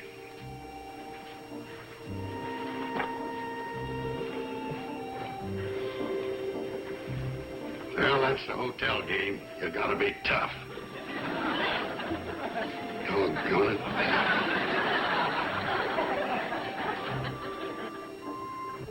You know, Uncle Joe sure has made himself scarce this afternoon. I noticed that. It's almost like he's trying to avoid us. How you coming with the gravy? Oh, I'm just about finished. Hey, you can ring the dinner call any time. Okay.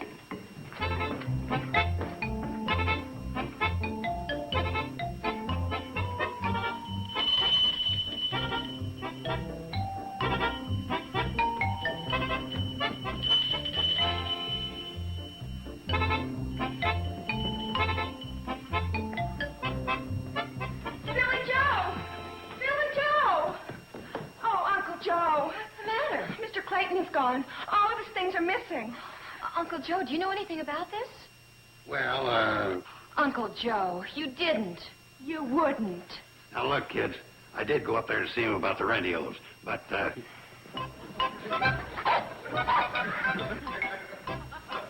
not as bad as it sounds.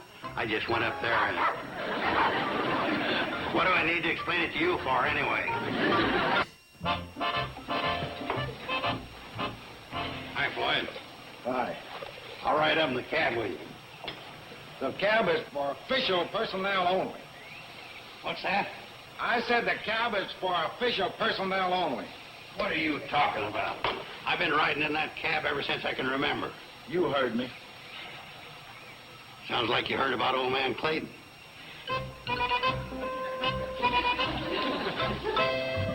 Hi, Sam.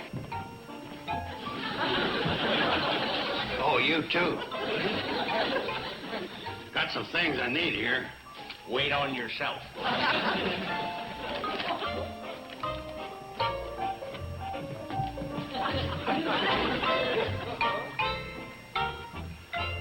Sam, about this Clayton thing, the reason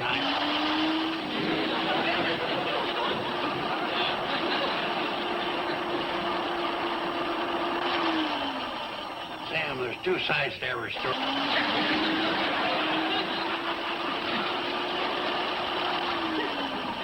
I was just doing my... I was only doing... Okay, you win. What was that? I said you win. How much do I owe you for this stuff? Yeah, let's see. You owe me exactly... Come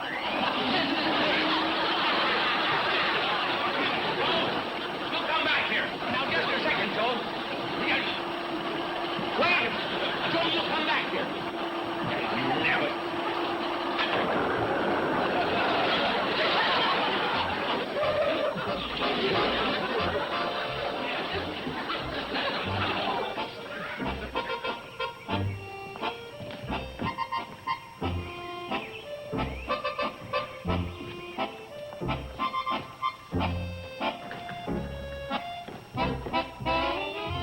Give my love to one and all, Mom.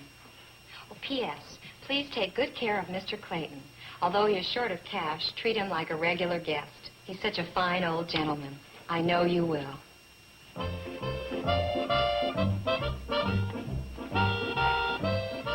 haven't fouled myself up this bad since I ran the cannonball into the Pixley Depot.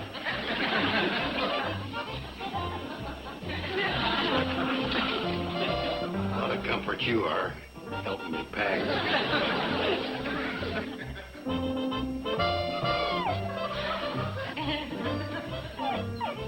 I'm sorry. I know you mean well.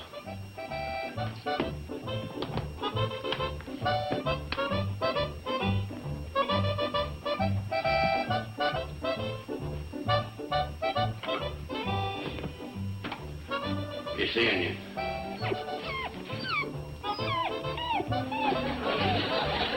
Oh, knock it off. I feel bad enough as it is.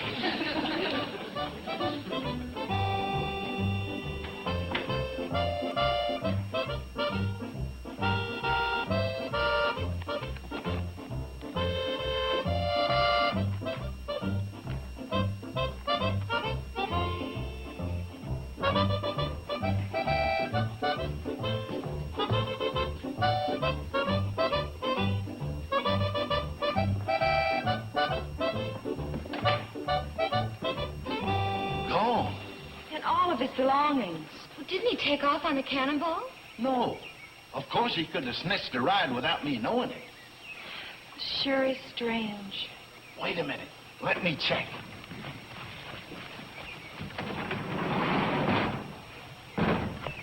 No, your Uncle Joe hasn't been around. Well, how can you tell? That basket of Ben Miller's apples. If Joe had been here, it would be half gone. Are you sure about all this? Positive. He's vanished completely. And we can't find him.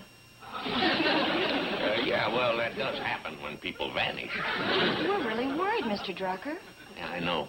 Don't make me feel too good either. Oh, dagnabbit. What's the matter? Oh, I was just remembering. The last words I had with Joe were mean ones. That's kind of the way it was with us. I got to bite my tongue out now. Deep down, old Joe was really a sweet guy. Of course, you had to dig awful deep. Oh, no, I didn't mean that. It's just that he was such a cantankerous old... I didn't mean that either. Kind of hard to think of something nice to say about him. Hope I don't get stuck with his eulogy. Mr. Drucker! No, I didn't mean that. We were always the closest of friends, in spite of it.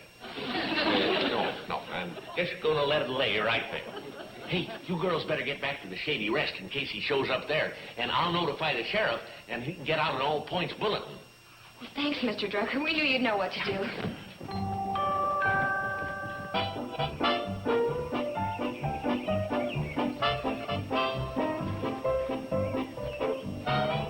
Well, Joe, it ain't the Ritz.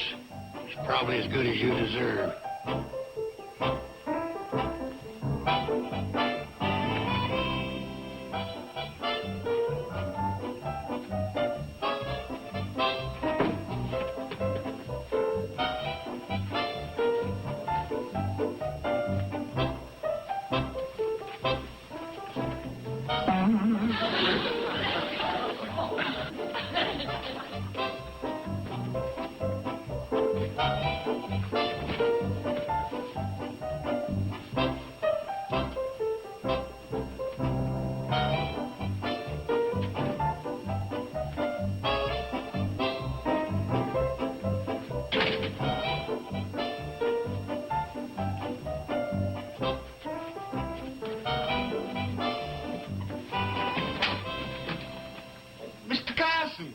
What are you doing here?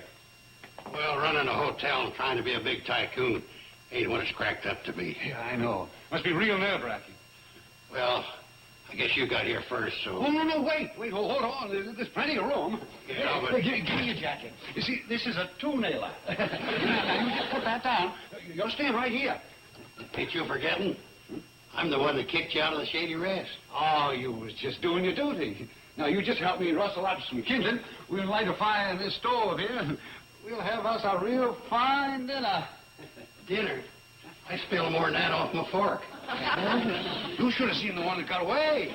I tell you, you just sit down and relax, and I'll go and hunt us up a real dinner. This hour? It's going to get dark soon. That's when I do my best hunting. On TV Land. I can't think of anything more we can do tonight. I covered the valley in my plane. I'll take another look first thing in the morning.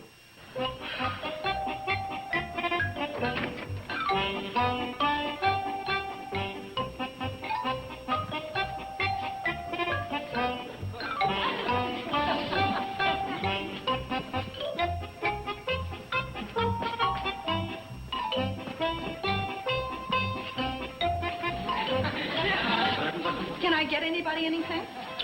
Well, I sure could go for another pork chop. Coming right up.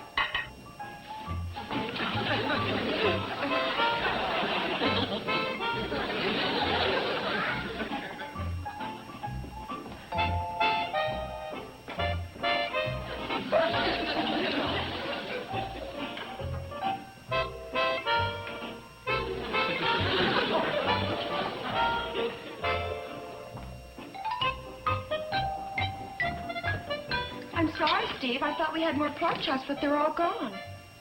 Well, that's okay. I'll settle for some more applesauce. Oh, we have plenty of that.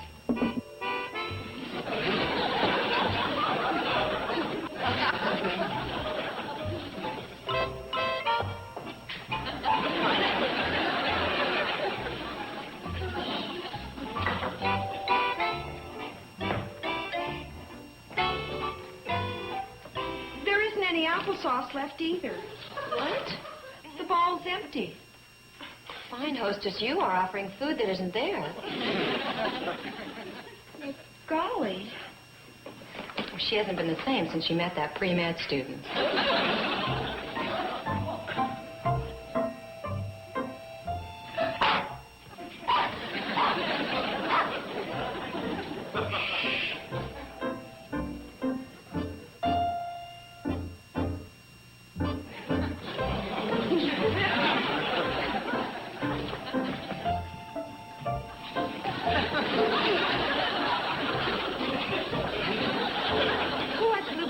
For dessert. Oh, I will. Me too. Same here. Oh, so there'll be no slip-up this time. I'll get it.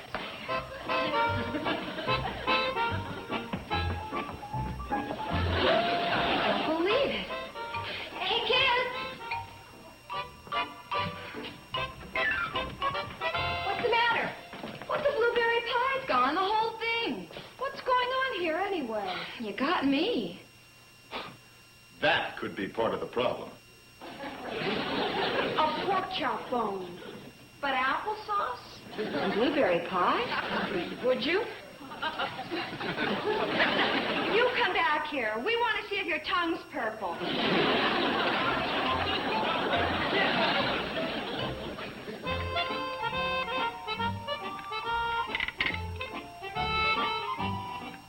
This is every bit as good as eating at the Shady Rest. Tonight, I think it's even better.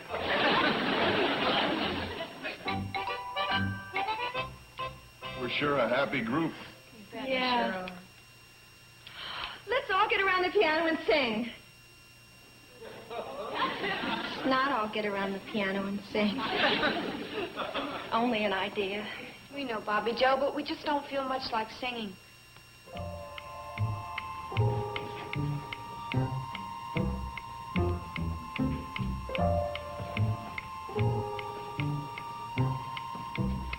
What was that? What was what? I thought I heard somebody upstairs. Well, I did. Well, I didn't hear anything, and I'm the only one with my ears uncovered. And that goes for you, too. I'm sorry. I guess I just imagined. There!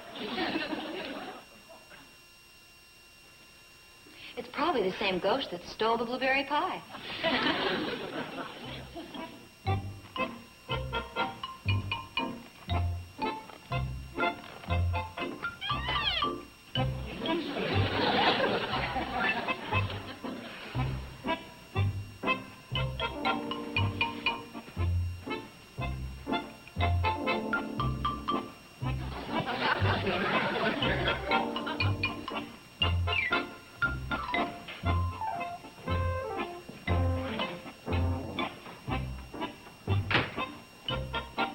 I didn't hear anything either. Well, I did. Me too. It sounded like it came from outside.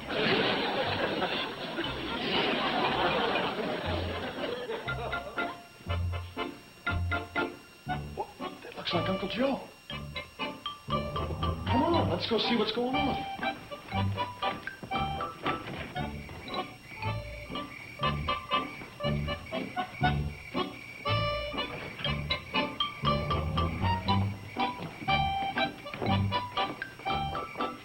You certainly are resourceful, Mr.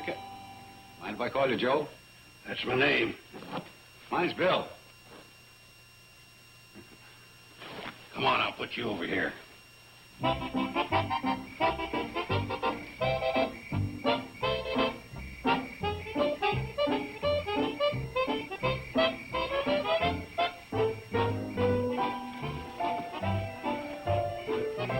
Well, I'll be.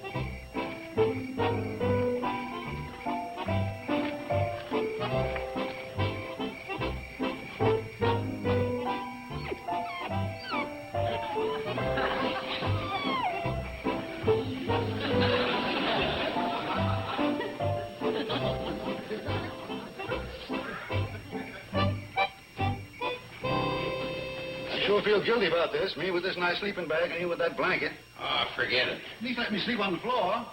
No, I got all this built-in upholstery.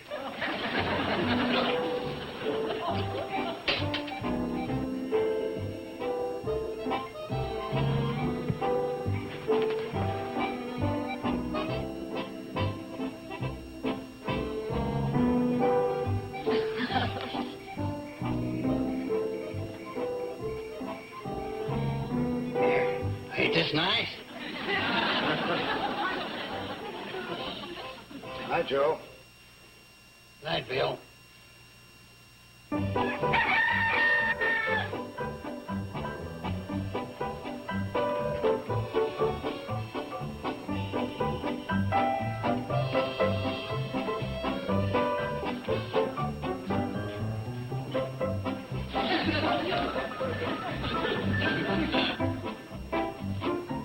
This is for you, Uncle Joe. This is for Mr. Clayton. All right, you got me. I suppose you'll want an explanation. No, Uncle Joe. No explanations necessary. Hey, watch it. I got the breakfast to deliver. No, you don't. Come on, Mr. Clayton. Well, sir, if you ask me, this is just about the nicest family you could ever hope to meet. I'd just like to say... Oh, come on, let's eat. Welcome home, Uncle Joe. Now, let's see. And you haven't got a thing to worry about, Kate. As you can imagine, things are running smoothly with yours truly in charge. Hi, everybody. Just had myself a lovely walk. Hey, Bill, you don't happen to be a millionaire in disguise, do you? Why? Oh, I thought it'd make a nice, happy ending. Matter of fact, I am. You are? Yeah. I'm a millionaire and good friends. A sign of love from all.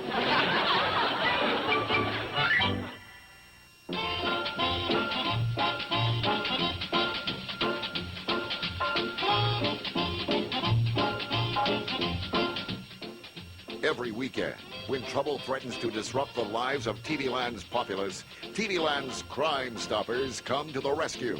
So tune in for 2 hours of back-to-back crime shows from our vast archives. TV Land's Crime Stoppers. Saturday and Sunday afternoons, starting at 4 o'clock Eastern, 1 Pacific, only on TV Land. Petticoat. Now, stay tuned for the Ed Sullivan Show, next on TV Land.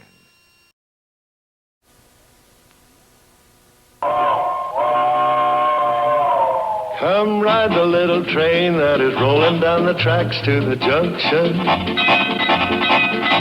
Forget about your cares, it is time to relax at the junction. Lots of curves, you bet, and even more when you get to the junction. Petticoat Junction. There's a little hotel called the Shady Rest at the junction. Petticoat Junction. It is run by Kate. Come and be her guest at the junction. Petticoat Junction. And that's Uncle Joe. He's a moving kind of slow at the junction. Petticoat Junction.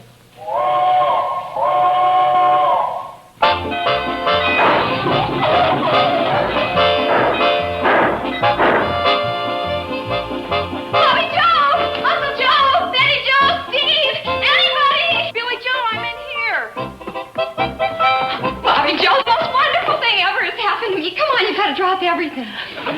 Drop everything. That can wait. I wish I'd never started. Mom always makes it look so easy. Look, my very first record, Billy Joe. Sorry. That's okay. Vocal by Billy Joe Bradley. That's you. That's me. Well, come on, I want you to hear it. Hey, where's everybody? Well, Steve and Betty Joe are upstairs, and Uncle Joe's in the backyard. Oh. Uncle Joe! Uncle Joe! I'll be there in a minute. Now, you see this? All I want from each one of you is one of these a day. Well, that shouldn't be too tough, should it? Sorry, Henry. You're excused. I know the rest of you won't let me down. That's one egg each and every day. Now, if some of you want to lay 7 eggs in 5 days, you get the weekend to yourself. Fair enough? Okay, now concentrate. I'll just put this here as a reminder of what you're here for. Now get with it, men. I mean, girls. I'm so proud of you. Well, come on, let's hear it. I thought you'd never ask. Those stupid chickens. You have to explain everything to them. Oh, What's up? We're gonna hear Billy Joe's first record. No kidding. Who needs memories of him? Oh, no, I thought I'd play the flip side.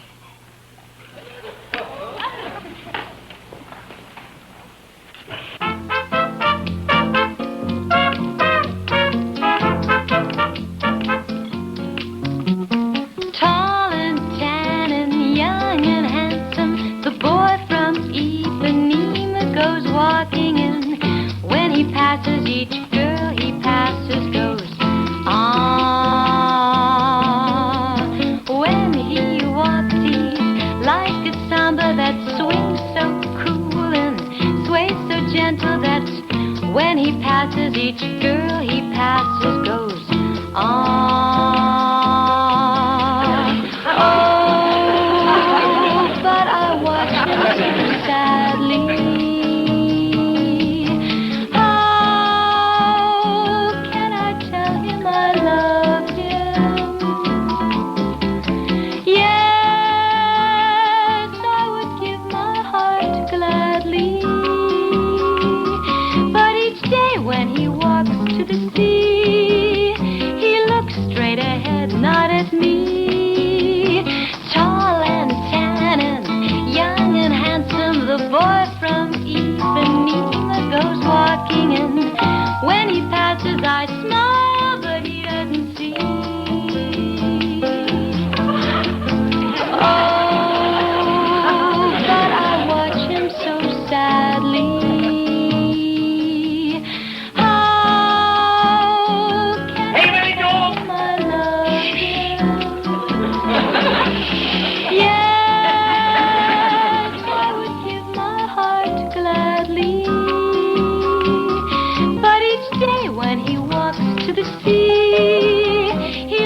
Straight ahead, not at me.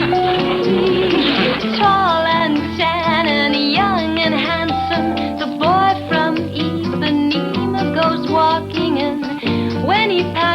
much smile, but he doesn't see.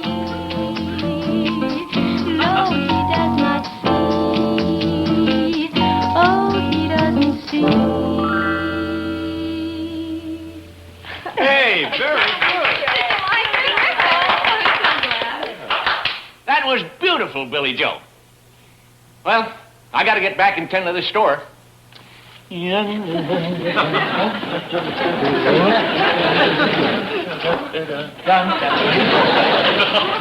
Sam.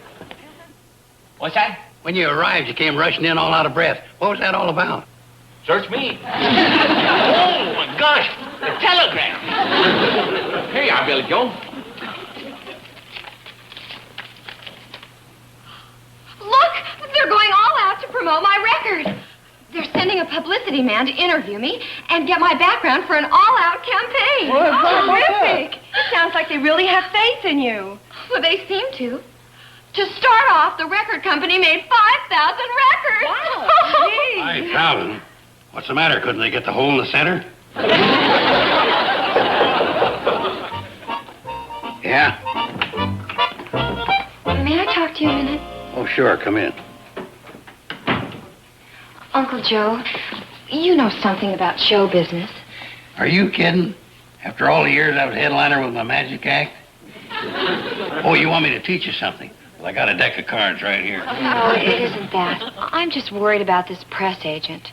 I mean, he's going to want to write about stories that'll be interesting and exciting for fan magazines and newspapers and, well, let's face it, I'm kind of Dullsville. Why? Because you haven't been divorced 5 or 6 times? Oh, you know what I mean. This is a small town, Uncle Joe, and I'm just a small town girl. What kind of an angle could he possibly find to write about? Honey, I think it'd be a wonderful angle if he just said you were born and raised right here in Hooterville, that you were a good student, that you're loved and respected by all the people in the valley. Well, thank you, Uncle Joe. But don't you think he'll want to write about something more sensational? In this day and age, that might be the most sensational thing he could put in print. Don't you worry, honey. We'll put on the dog a little, and he won't know but what he's right smack dab in the middle of a big metropolis, like Topeka. Thank you, Uncle Joe. Good night. Good night.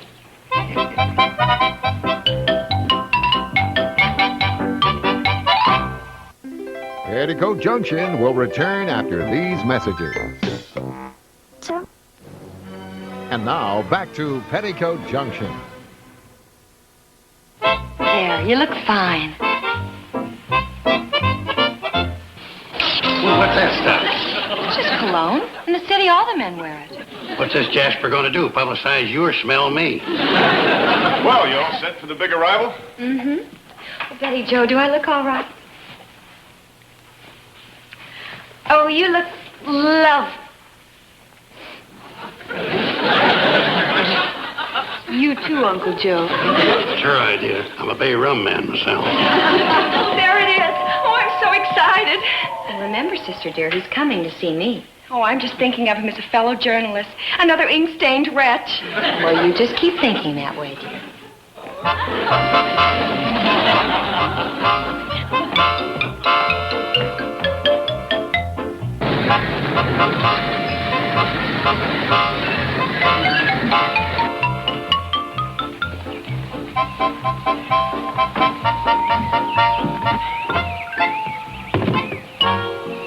Ah, there you are, doll.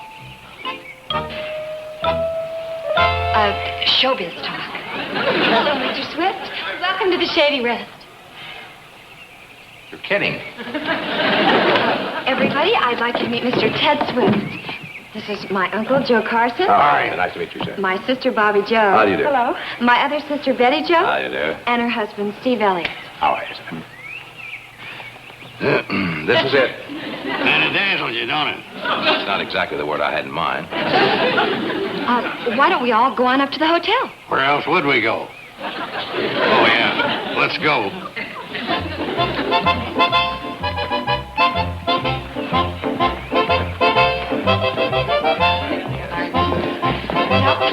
What do you think of the Shady Rest?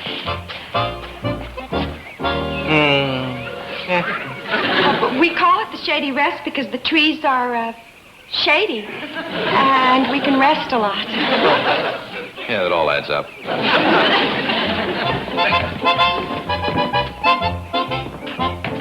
What's this guy, big city or something? Real big.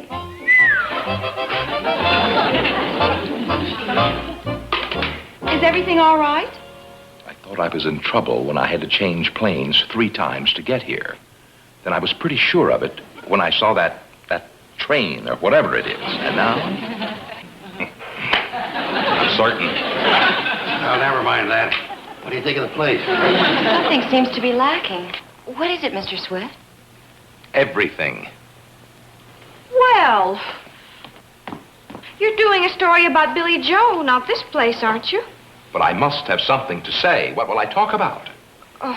Well, we have a water tower and a chicken coop, and there's Zippel's hog pond, and lots of things. I repeat, I'm doing a story on this young lady, and I must have something to say. Why don't you just say she's the greatest singer in the world and let it go at that? Sometimes I find a nice, straightforward lie works out better than anything. Thanks a lot, Uncle Joe. Just trying to help you, honey. You didn't. Well, it's a challenge I'll just have to face. If you'll show me my room, I'll go think. Yes, it's room 4 upstairs on your right. Yep.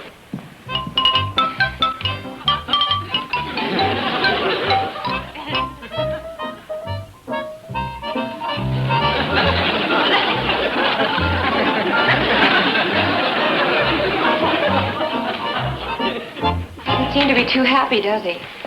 Well, it's a little early to jump to conclusions. He just said he was going up there to think. But I wonder what he's thinking. I bet I know. I bet he's thinking, I wonder where I left my suitcase. It's still down at the stop. Now, wait a minute. You can't expect a man wearing cologne to haul baggage. Every time any baggage comes around.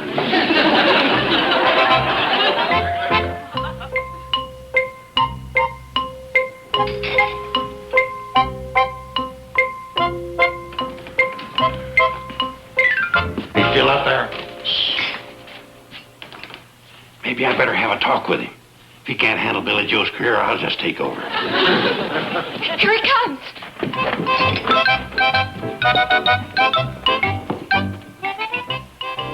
You are going to be a star. You mean you found an angle? I always do. Step inside. I'd like to try it on for size. I can't wait to hear it. Just have a seat, young lady. Wow. Joe, isn't the Shady?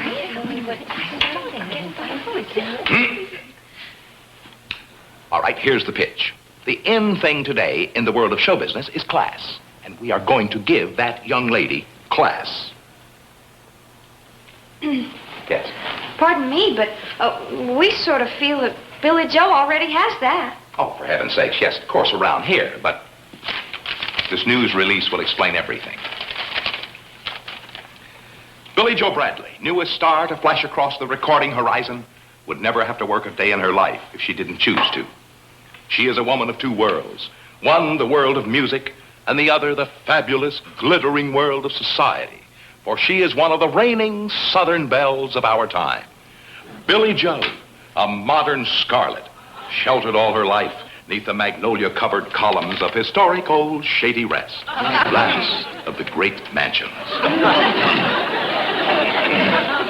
For her, the cotillions, the fancy dress balls, playing with her sisters while weighted on hand and foot weren't enough.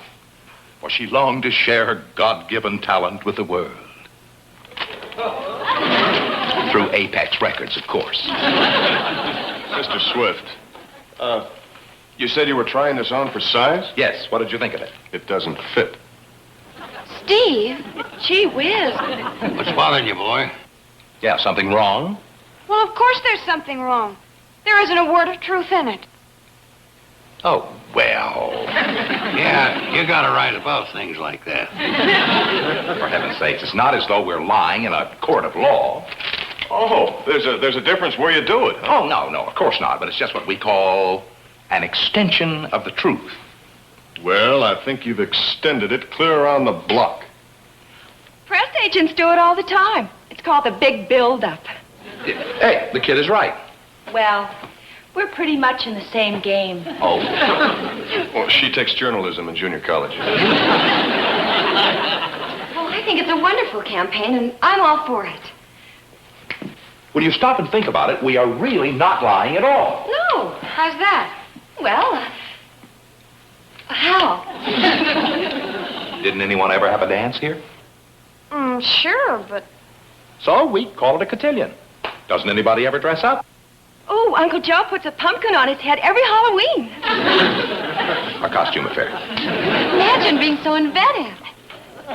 You gotta hand it to him. He really knows how to spread it around. Yeah, well, what happens when somebody unspreads it? What's that? When the truth comes out. The truth has a way of doing that, you know. Ah, but that is the beautiful part of this setup. You see, way out here in the boondocks where nobody ever comes, who'll ever know the difference? See? You'll know. Betty Jo, don't you realize this is opening up a whole new world for me? Oh, it's a new world, all right. I just wonder if you'll be able to live in it.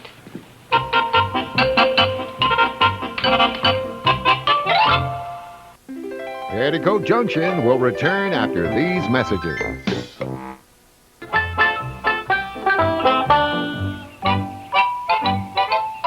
Tilt your chin up just a little.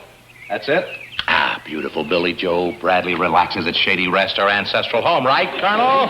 Yeah. I mean, right, you all. Let's get a little cheesecake. Go put your swimming suit on, and we'll take some shots of you in your private lake. We don't have a private lake. Well, of course you do. Where do you go swimming around here? Well, actually, in the water tower. So water's water. That's your private lake.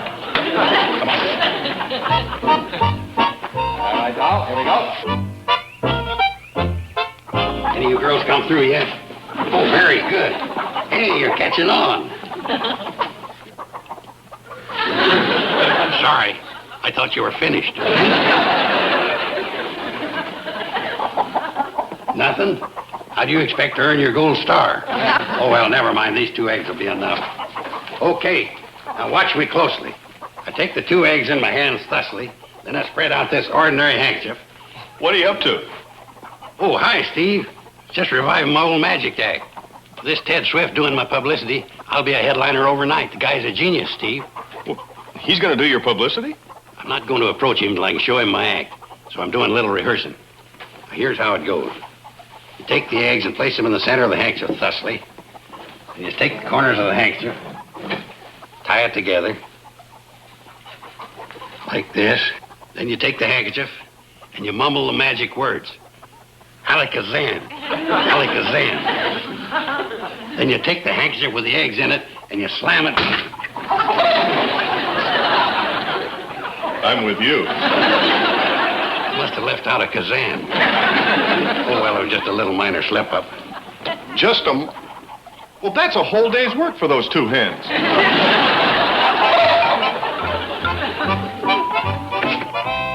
Oh, hi, Mr. Drucker. Oh, hi, Betty Jo. Say, what in blue blazes is going on around here anyway? Do you mind? Oh, no. What do you mean? Oh, that publicity feller and Billy Joe. I was afraid that's what you meant. I don't think your mom would stand for it if she was here. They're down there by the cannonball with Billy Joe dressed to the eyes and this feller shooting pictures all over the place. That's publicity. Oh, is that what they call it? You know what? They're renaming the cannonball. It's now a whim. A what? Oh, that joker concocted some story about how Billy Joe's great-granddaddy brought in the cannonball as a whim just to transport guests across his vast estate. Oh, what's next? And, of course, Colonel Carson is right there backing him up on it. I know. Oh, and I guess you heard how you've got a private lake now? You mean the water tower? Yeah, that's what I mean. And, of course, the Colonel's going right along with him on that, too. You know what he's offered to do? Paint his chickens pink and call them flamingos. That's a lie. I couldn't get him to hold still. Betty Jo, you know where that old picture of Jefferson Davis in his cabinet is? Oh, it's hanging at the top of the back stairs. What? I figured make a great group of ancestors for Billy Joe. You know what else he's doing? All I can say is that is the most ridiculous thing I've ever heard. Well, it's only a story. Only a story? Hey, hold on. Wait a minute. What's the matter? Well, do you know what Bobby Joe's trying to do? Write a publicity story saying that you and Billy Joe and I are an eternal triangle. Well, what's wrong with that? Ted said it's a great angle. Just think. Steve used to go with Billy Joe, then he married you. And yet you're still friends. How sophisticated can you get? Well, I don't care. I don't like it. Steve doesn't mind. I do, too. See? Well, if I'm going to be linked with other women, I'll pick my own. Now, let's see. There's Bridget Bardot, Elizabeth Taylor, Sophia Loren, Jane Fonda, Steve. Anne Margaret, Juliet Prowse, Jill St. John, Steve. Susan Strasberg, Kim Novak, Natalie Wood, Raquel Welch, Julie Christie, the Lennon sisters. Steve, we get the point. Oh, boy. Now get back to fighting about Billy Joe. That'll really make her career. It will not. What? I've had it up to here. Ever since everyone started going out of their senses around here, I've been waiting for someone to strike a note of sanity. Well, I'm through waiting, and I'm striking. Atta girl, Betty Joe, I'm with you. Well, I guess this is what you want. Oh, terrific, terrific. Come on, let's get up on the counter here now. Good, good, good. All right, up. Here we go. Come on, there. Up, come on, sweet. Up, up. That's a girl. Now, cross your legs. Oh? A little more, a little more. Get a little more cheesecake there. Perfect. Now hold this. Do I have to do all these things? It's a different side of you, sweetie. Well, I know, but... Look, what's the matter? Well, all these things, they're just not really me. I don't drink, you know, and I'm really not sophisticated, and, well, I'm not a Southern belle either, for that matter. What difference does it make? Who cares? Well, I care for one. Personally, I'm getting fed up with this whole phony business. Betty Joe? Well, I am. Listen, Bo Peep, why don't you go hunt your sheep? Okay, so I'm out of line butting in like this. You said it. I didn't. Now, if you'll excuse us, we'll get the picture done. What I'm trying to say is, if Mom were here, she wouldn't go for this one bit. This whole thing is one big lie. Are you trying to tell me my business? No, I'm telling you how I think my mom would want things run. Okay, you told me. Now, if you don't mind, we have a lot of work to do. Mr. Swift, Sis, I don't know how to say it any plainer. Get lost. Now, hold it a minute. You can't talk to my sister like that. Doll, I'll apologize later. We have a big campaign to get out, and we... Or maybe you don't want to be a star. No, I don't. Not if it means acting this way in front of my family, I don't. Now, look, Mr. Swift, I went along with your ideas because I got kind of carried away with the glamour of it all. But suddenly, the whole thing just doesn't seem worth it. I certainly hope that you know what you're doing. I can go upstairs and get my things. I think that's a swell idea. I think it's a terrific idea.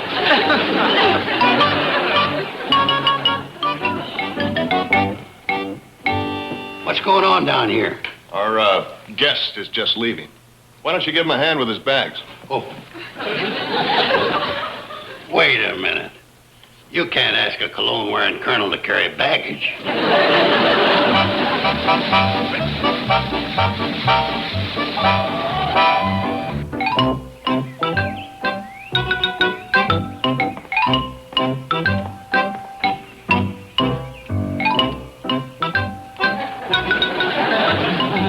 Mr. Cameron, what are you doing here? I'll tell you why I'm here. I just heard this young lady's record.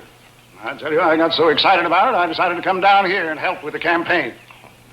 Don't tell me you were through. Well, you might say that. How do you do, young lady? Hello, Mr. Cameron. I'm awfully glad you like my singing, but I'm afraid I just don't want to be publicized as something I'm not. Well, who asked you to be? Well, We certainly don't want you to look any different than you look right now.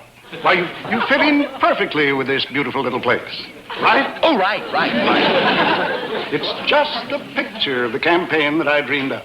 Yes, everything fits. The water tower, the picturesque little train, the charming hotel, your family. You get it, don't you? Oh, it's a natural. Oh, what an angle. Billy Joe Bradley, American girl. Peaches and cream, apple pie, wholesome, honest, just herself. Well, let's all go in and talk this over. Fine. I'm just saying.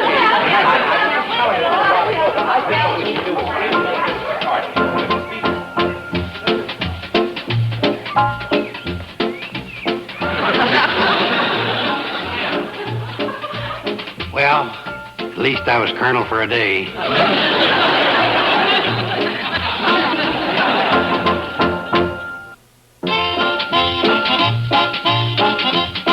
Tonight, Ed Sullivan delivers a star-studded musical mixed bag you won't want to miss. The legendary rock and roll of Buddy Holly, the sweet soul of Sam Cooke, the psychedelic groove of the Vanilla Fudge, and the Motown sound of the Temptations on The Ed Sullivan Show. Tonight, starting at 8 Eastern, 5 Pacific, only on TV Land. Now, stay tuned for the Sonny and Cher Show, next on TV Land. Petticoat Junction.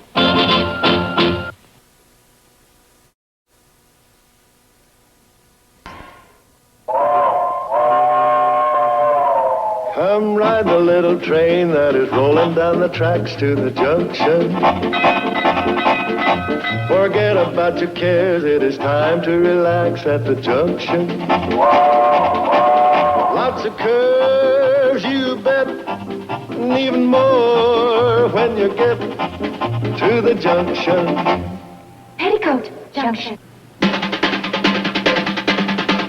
There's a little hotel called the Shady Rest at the junction. Petticoat Junction. It is run by Kate. Come and be her guest at the junction. Petticoat Junction. And that's Uncle Joe. He's a moving kind of slow at the junction. Petticoat Junction.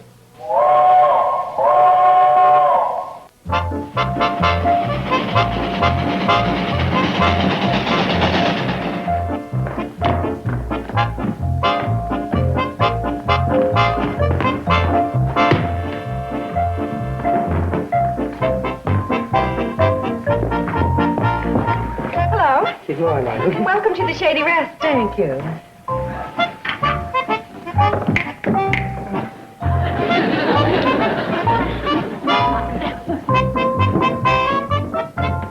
Uncle Joe! Uncle Joe!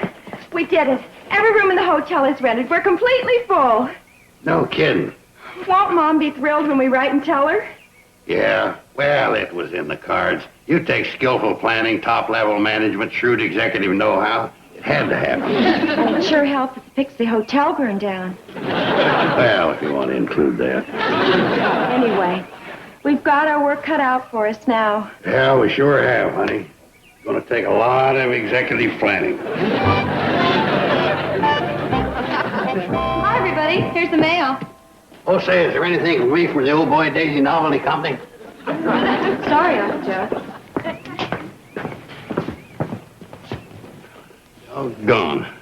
I've been waiting 2 weeks for them cufflinks autographed by Eddie Albert. Oh, my gosh. What? This. It's Cousin May. She's coming here. She's what? Just heard about your mother being away, but don't worry, as I am flitting to Hooterville immediately to make sure all is well. Gee. What's going on? What's that? Mom's Cousin May is coming here. To make sure we're doing everything all right. She's coming to help us out? That's like throwing an anchor to a drowning sailor. And everything was going along so well. I know. Why don't we move and not leave a forwarding address? Now, let's not panic. Let's handle this diplomatically.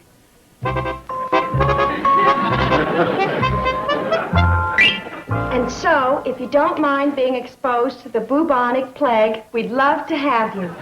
That's very good. Just starting to roll. I guess we should mention that the hotel was washed away in the flood. Living in a tent ain't so bad if we had something to eat. We had something to eat. Yeah, get a load of this. Ever since the cannonball ran off the Willow Creek Bridge, we've been cut off from the outside world. Oh, yes, yes. If for any reason you can't come, we'll all understand. Love, etc., etc. Uncle Joe, you're an evil genius. Oh, that's nothing. You ought to hear what I write to the Internal Revenue Service. I'll send that airmail special delivery. And if Cousin May pays us a visit after that, Yoo-hoo! I'm here, everybody! Cousin May. There goes a great literary effort down the drain. There you are. Oh, you poor darlings. I know what a task it must be trying to run things by yourselves. But never fear, Maybelle is here. How'd you get here, May? Well, it it was the most fortunate thing. I was making connections in Riverdale when who did I run into but little old Steve here, and he brought me down in his private plane. Hi. Hi. Hi. Couldn't stick to spraying crops, huh? Joe, she was coming here anyway. Well, something might have happened to her. Well, I gotta be getting on home. Coward. You leaving? Yeah, we're doing a remodeling job on the cottage. Really? Well, you just give that little old Betty Jo a great big smooch from her cousin May and tell her I'll be there just as soon as I get things straightened out here. I'm a whiz at interior decorating. Yeah, well, we're kind of decided as to what we want. Ah, but the best laid plans aft gang aglee, as we say in the South. No, we don't say that in the South. Well, tell her I'll be there anyway. Okay, well, I'll tell her you're coming. Bye. Well, now, as soon as we get me settled down in my room, we can get right down to all our problems. Well, that's our first problem. What is? We don't have a room. Hey, that's right. We're all full up. We don't have a place to put you. Gee, what a shame, May. I'll tell you what you do. You just run along and come back later. We'll have something open up in the next 3 or 4 months. Oh, now, something'll work out. Something always does. Stanley, you handle this or I will. Come on. Is there something I can do for you, Mr. Benson? Well, I'm afraid I have a complaint. Oh? And that is, Mrs. Benson has a complaint. She almost always has, of course, but I demand satisfaction. My good man.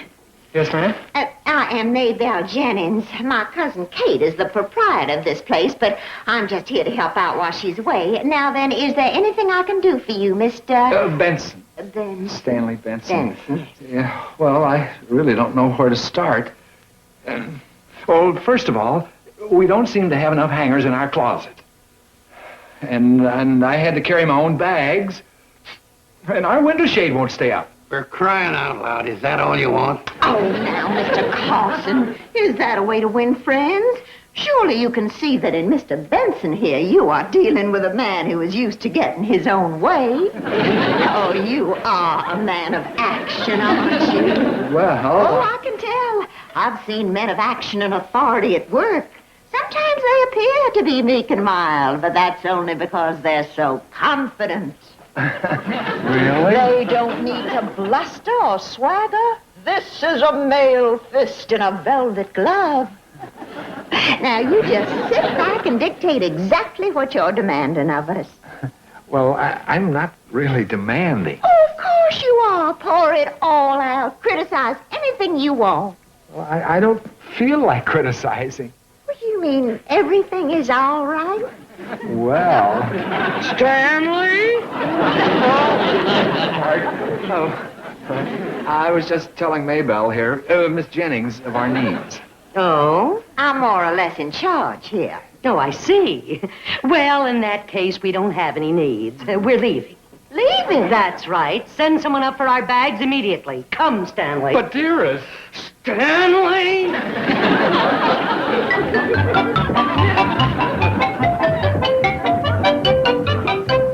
Boy, you sure handled that. Now we got a vacant room on our hands. Well, then there's a place for me. You see, I told you something would work out. Silly boy.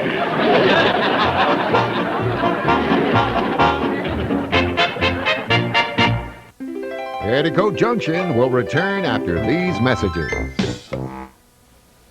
Petticoat Junction. Hi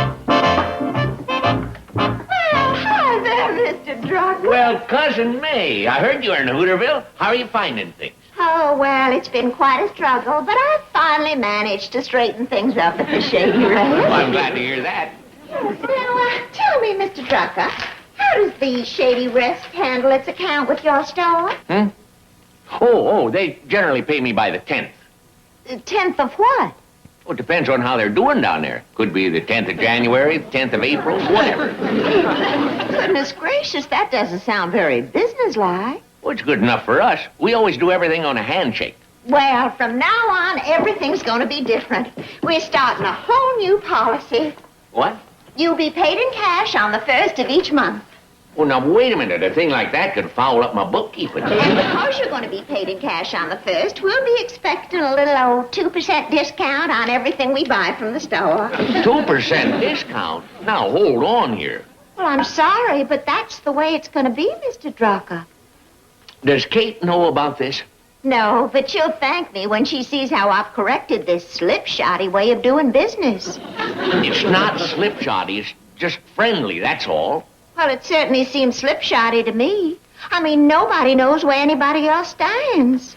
Kate and me know where we stand. If she needs credit, she gets it. When things are doing good down at the Shady Rest, she pays me in full, maybe with a chicken dumpling dinner for interest. We've been doing things that way for years, and I wouldn't want it any other way. Mr. Drucker, we'll be expecting the 2% discount.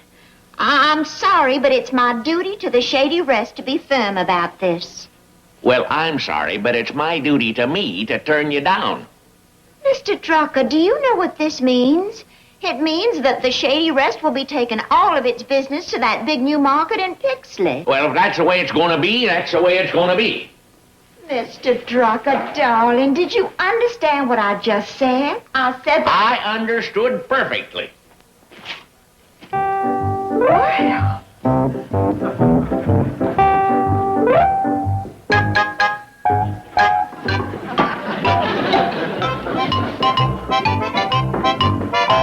How come you girls are empty-handed?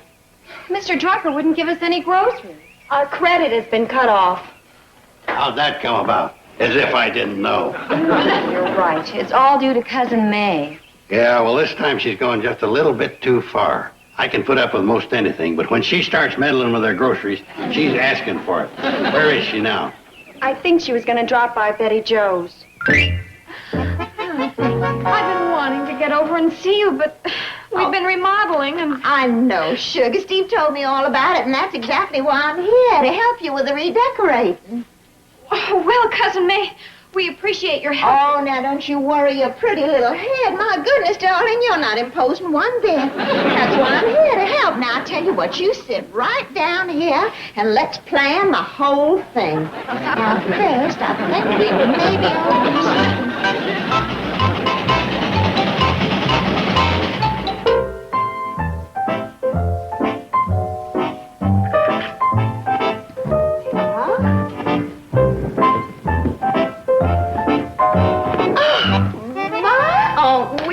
Pretty. Oh, but don't we think that maybe this could be a little... and maybe this a little more like that? I guess so. Well, now, aren't you going to tell Cousin May what this is for? I'm waiting for a date. Oh? Well, when is he due? Not for a half hour, but I don't want to be late. Not for Jeff. Pretty important, huh? Well, Missy, you're going about it all the wrong way. Now, you run right on back upstairs. But Cousin May... Honey, this is strategy. You don't wait for the boy. He waits for you. But Jeff doesn't like to be kept waiting. No man likes it, but that's how we train him. Now, run on up. But Cousin May... Up. All the way back to your room, you hear? I'll let you know when it's time. That's my girl.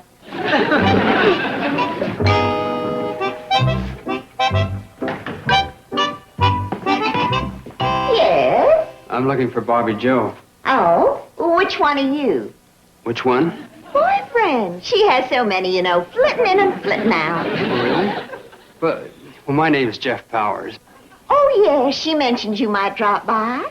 Well, we had a date. A date? So early? We're going to an astronomy lecture. I want to be sure of getting a good seat. Could I call... A lecture? On a date? Professor Mansfield. The topic is Whither Saturn. You're fooling. I don't want to be late. Bobby Joe? Oh, hush now. My goodness. Girls as popular as Bobby Joe can't be rushed. Yeah, but... She'll be down in a half hour or so. A half an hour? You must learn to have more patience. But I'm going to miss Professor Mansfield. How can you compare waiting for a girl like Bobby Joe with missing a lecture by Professor Mansfield? You're right. Tell her I've gone ahead. If she's interested, she can come later. Yeah. Cousin May, didn't I hear Jeff? He left. left? Well, don't worry. He'll appreciate you much more the next time. But I don't want to wait till the next time. Jeff! Jeff!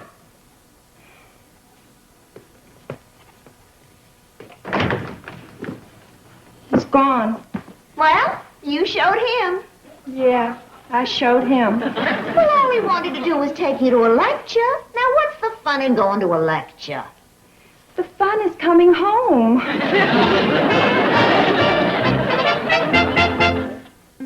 Petticoat Junction will return after these messages.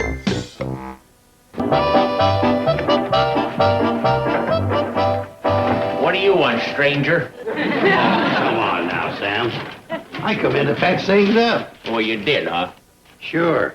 We've been friends too long to let something come between us like this. Get your meat hooks out of there. That any way to treat an old customer? You ain't a customer, period. The account is closed. That's May's doings, and you know it. I didn't hear you give any countermanding orders. Well, it ain't easy with someone as strong-willed as May. You just don't know what it's like. I gotta grant you, she's kind of hard to deal with. And you're only talking as the opposition. You should see how it is when she's on your side. Once and for all, I'm offering you my hand. I'm willing to forgive and forget. What's the matter? Why don't you shake? Well, I was just thinking. There's a lot to be said in favor of being enemies with you. For one thing, I save a lot on your freeload. That does it. I'm withdrawing my handshake, you cheapskate. Well, that suits me just fine, you moocher. I'll never set my foot in this store again as long as I live. That's the best news I've heard in years. Goodbye. Goodbye. Hello. Helen. Hello, Sam. Uncle Joe. Boy, are you a creeper, sure I. Much as I hate to agree with him, I do. We could use a touch of sanity around here. Here, have a cookie. I don't mind if I do. I see things haven't changed any. No, I'm still taking a beating. What brings you here, Ellen? Say, I'm off to see the world. And you're starting with Hooterville? Can't think of a better place. But isn't this the middle of the school season? That's all behind me. I have clapped my last eraser. There's the good old cannonball. Well, it's time for me to get down to Shady Rest. Well, they sure could use you. What do you mean by that? You better fill her in on the train, Joe. Yeah, it'll take the whole trip. Where's your bags, Helen? Right there. Don't worry, darling. Everything works out for the best. That's my philosophy.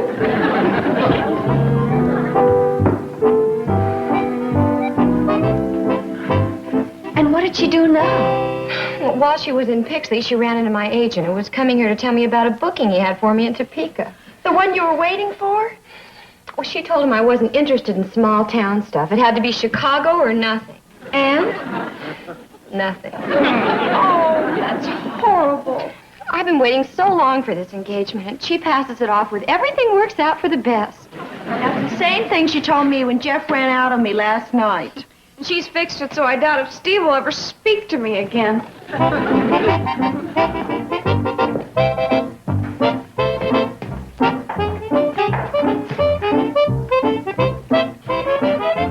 Girls, look who's here. And Helen! Darling, how are you? So good to see you. Oh, what a welcome. I'm just overcome. And our little bride. What are you doing here? I thought you had a husband. Oh, she did. I mean, she did until Cousin May came. What do you mean? What's the matter? Oh, it's nothing. You know how it is with Cousin May. She doesn't mean any harm. No, it just turns out that way. Listen, you girls are worse than Uncle Joe here. May is a fine, warm person. She wouldn't do anybody any harm. So I think you're making a mistake if you think she's doing anything but just helping out here. Well, did I hear my name mentioned? Helen! Oh, Helen, how wonderful to see you. May, darling, you look as beautiful as ever. Oh, thank you. Well, what on earth brings you here? She's on a trip around the world. How's that for a good idea? A trip around the world? Oh, how exciting. Yes, this is my first stop. In fact, I had my travel agent send all my reservations here. You did? Yes, see, they weren't confirmed when I left, so I, What's the matter? Well, you know, I bet that's what came for you in the mail yesterday. They've arrived. Good, then you have them. No. No? I sent them back. Oh, weren't they addressed to me, care of Shady Rest? Yes, but you weren't here. Well, darling, didn't it occur to you that I might be coming if I had something sent here? Well, you know the thought flitted through my mind, but I dismissed it. Join the group. May, where did you send them back to? Well, let me think now. I either sent them to the airline, or to the steamship company, or to your travel agent, or to your home address. She's got it narrowed down to anywhere. Oh, well, they'll turn up sooner or later. Now, why don't you just go on ahead, and I'll send them to you somewhere along the line. May, without my tickets, I can't go anywhere. Oh. Well, like I always say, everything always turns out for the best.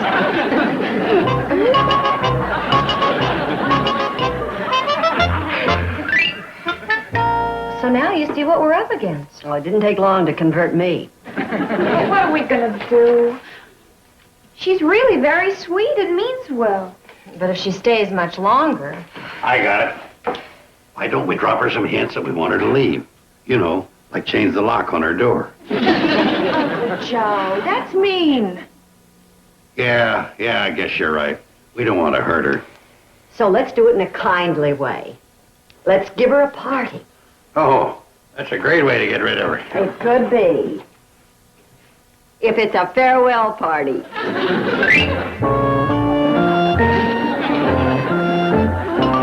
declare, this is the loveliest farewell party I've ever had. Oh, May, I can only say one thing. You deserve it. Yeah, we all realize you came here to give us a helping hand. Every one of us has been touched by them. And now that you're leaving, I think I speak for everybody when I say, nice going.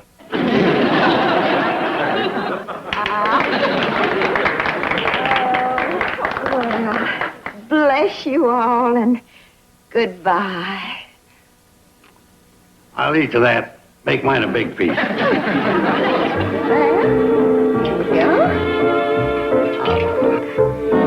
Ellen, I'd like to say you got here just in time. Oh, you all would have done something. Yeah, like have a civil war. Now look at 'em.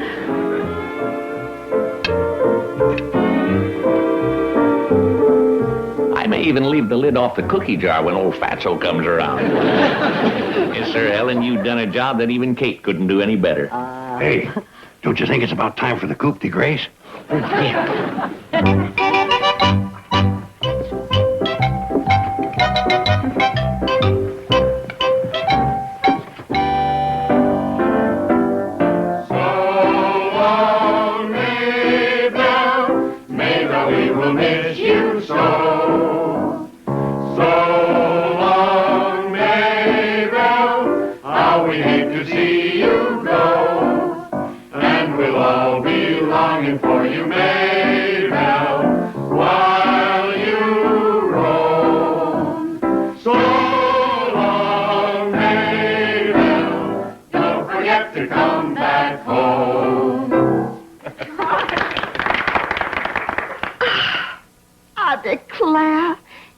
Just the sweetest folks I ever did see.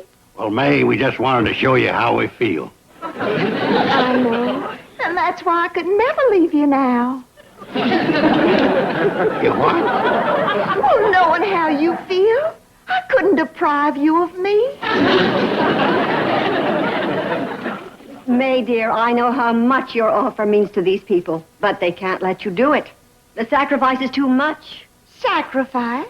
You know what happens this weekend, don't you? The spring cotillion in Savannah. The spring cotillion? And you know you never could miss that. Oh, no. Could you please forgive me if I just flit out? Oh, yes, we'll forgive you. Bless you all. I'll just go up and get my bags. They're all packed. I just happen to have your things right down here. Yes, and if you all ever need me to come and help again, you just holler and I'll come a-flitting. You hear now? long, Maybelle. Maybelle, we will miss you so. So long, Maybelle. How we hate to see you go. And we'll all be longing for you, Maybelle, while you roam. So long, Maybelle. Forget to come back home.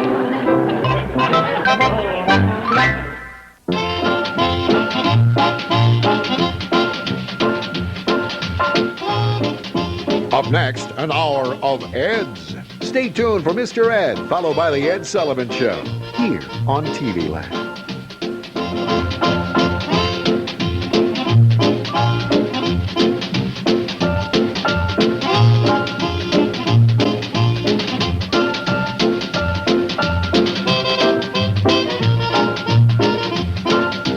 Petticoat Junction.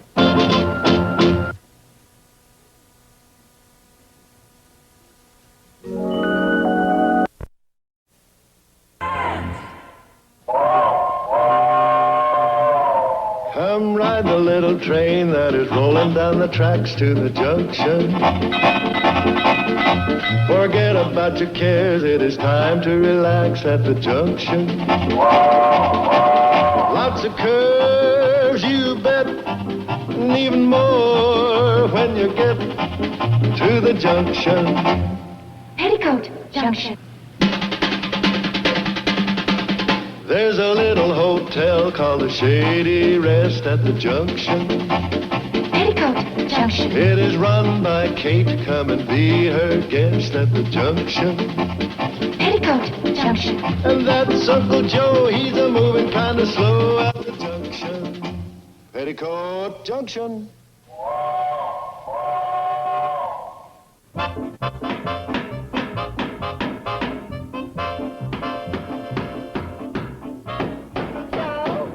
Oh, hi, Ellen. What is all this? This pneumatic tube leads to the various rooms. We can send mail and messages up to the guests, and they can send messages and room service orders back down to us. Saves a lot of footsteps. Sounds like a good idea. Could we see it work? Well, I've been kind of holding out for our grand opening. I guess a trial run wouldn't hurt. Bobby Joe! Now, we'll pretend that this envelope here is the mail. It runs off of one of Kate's old vacuum cleaners. You call me Uncle Joe? Yeah, I'm showing Helen how we can deliver the mail from the desk right onto the dresser in the guest room. Will you go into room number 5 and watch for this letter? And hurry it up. Let me know when you're ready. Okay. Now, you put the envelope in the tube like this. Yeah. Ready? Then you turn this to outgoing, and presto!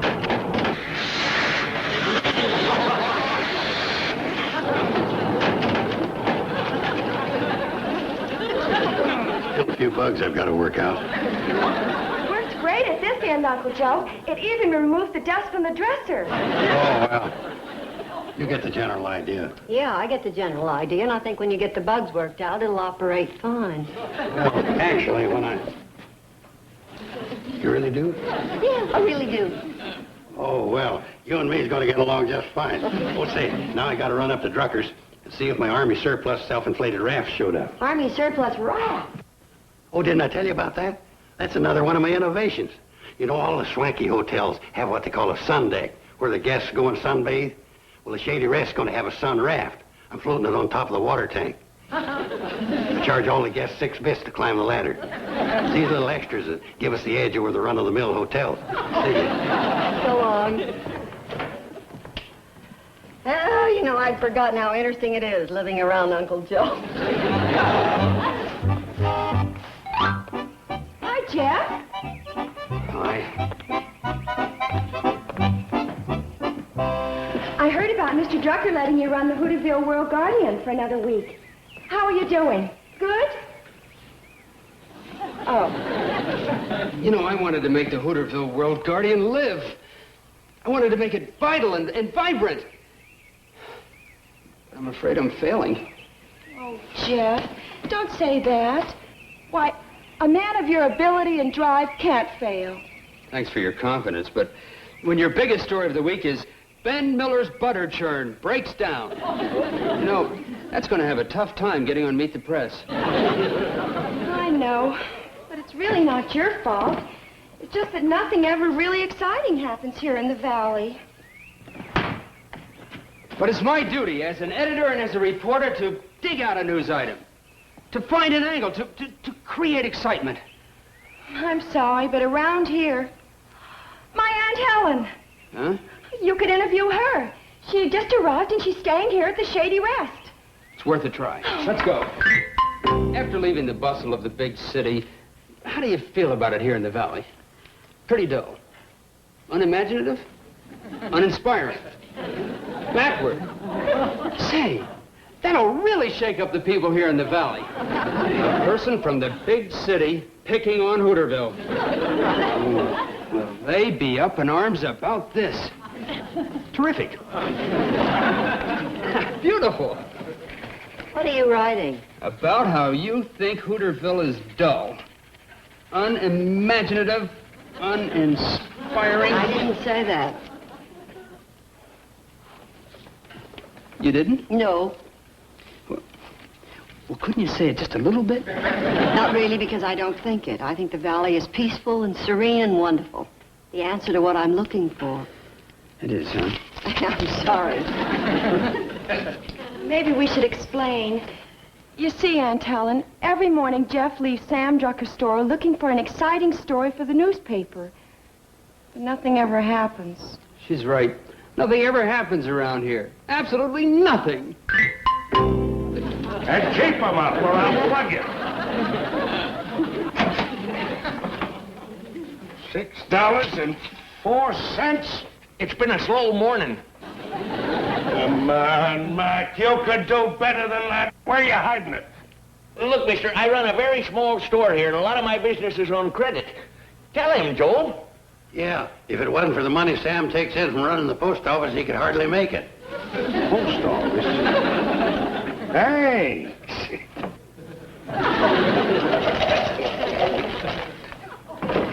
Well, thank you, Uncle Sam. Hey, this is more like it. Just in case you get some ideas about calling the sheriff. Oh, no, you don't. Higher! Keep him up there. And that's the way I want you to hold him for the next 10 minutes.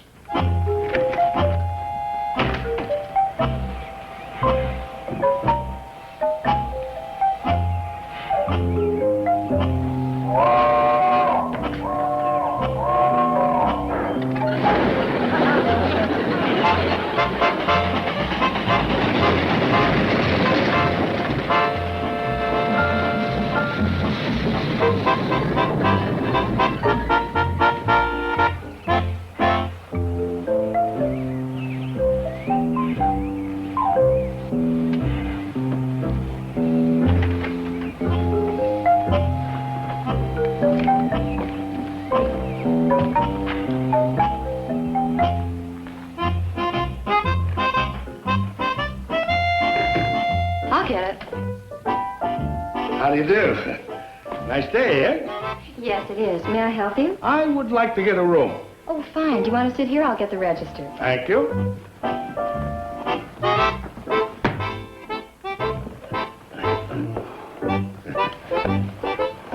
Oh, this is our new guest, Mr. Lawson. My sister, Bobby Joe. Mr. Lawson and her friend, Jeff Powers. Hi. Hi. Mr. Powers is a newspaper reporter. Oh? With the Hooterville World Guardian. You know, we're very interested in new visitors to our valley. What line of work are you in, Mr. Lawson? Oh, I'm a greeting card salesman. Interesting. You know, this could be a great interview. Of all the cards, which one is your biggest seller? Sympathy cards. I think I'd better go to my room. And which one is your personal favorite? My favorite is Valentine Day cards. I guess I'm just a lover at heart. I suppose at this time of year you'll be featuring Mother's Day cards, huh? Oh, yeah, we push them like crazy. We'd love to see some of your Mother's Day cards. Could we? We'd like to order some. I'm afraid our Mother's Day cards didn't turn out so good this year. Oh. Well, we're kind of ashamed. You see, the lace, it gets all scraggly and frayed, and frankly, it's a mess. Well, I'd like to get up to my room. Oh, it's room 5. I'll show you. All right, thank you. This just isn't my day. I couldn't even get a decent interview out of a greetings card salesman. I'm sorry, Jeff, but have faith. Sooner or later, something's bound to show up that's newsworthy. Thank you, Barbie Joe. Yeah, every man should have a woman like you behind him. Oh, really? You give me the strength to carry on. I do? You most certainly do.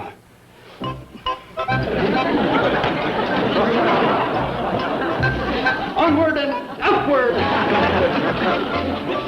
Onward and upward. Petticoat Junction will return after these messages. And now, back to Petticoat Junction.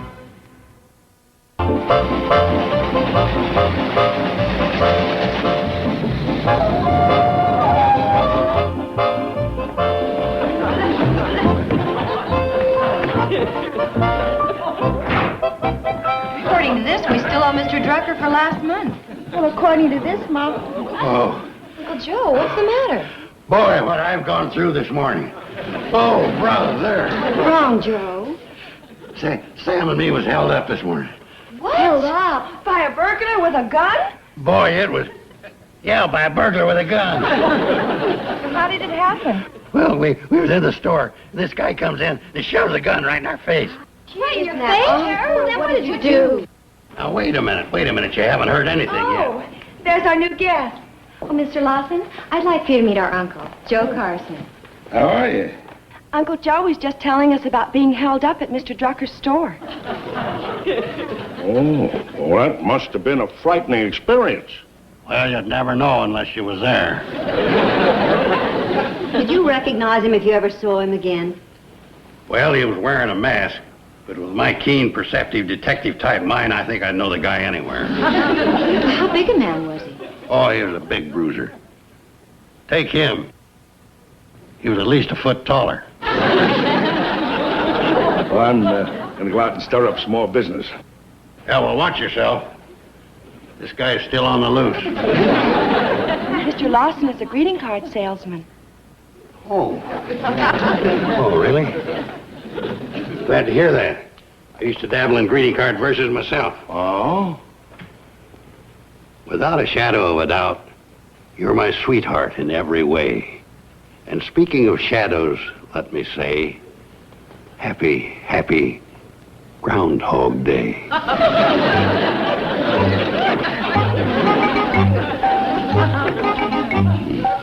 Doesn't seem to have much sentiment for a greeting card salesman.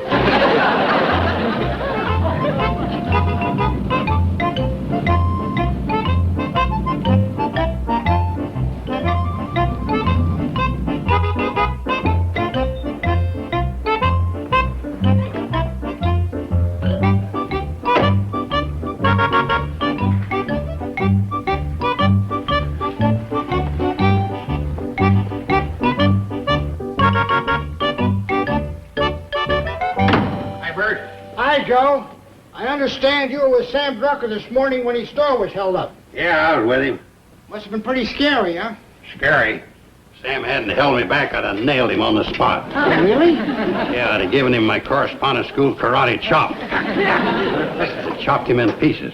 They'd have had to haul him away in sections. I'd have worked him over. You were saying, Joe?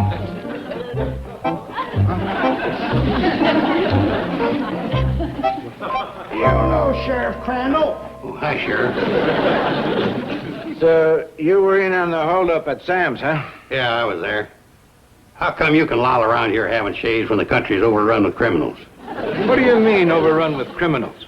I mean that crime is running rampant in the valley. Name me the last crime committed in the valley. I I can not only name it, I can tell you the date. It was August 8th, 1963. Yeah, what happened then? Some crook rifled the gumball machine over in the Hooterville Depot. Easy on the sideburns, Bert. Bert's Barber Shop. 2 chairs, no waiting. Yeah, he's here. Sheriff.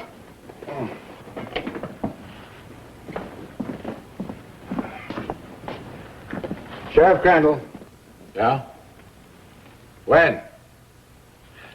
Okay, I'll be right there. The Pixley Bank was just held up. No kidding. You say there's no crime in the valley. It's crawling with criminals. You really believe that, don't you, Joe? Well, I wouldn't say it if I didn't believe it. Okay. I'm going to deputize you right on the spot. Now, hold it a minute, Sheriff. When I'm talking about crime, I mean like kids stealing empty pop bottles.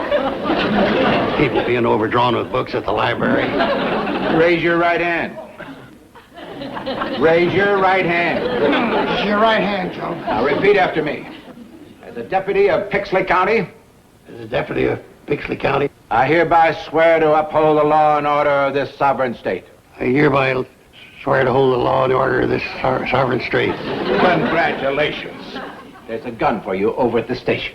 With bullets? Yes, with bullets.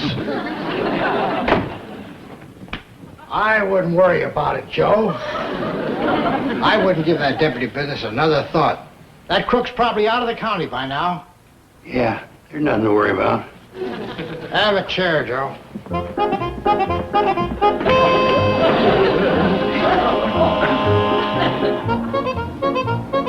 Joe, I do my barbering over here. Oh, yeah.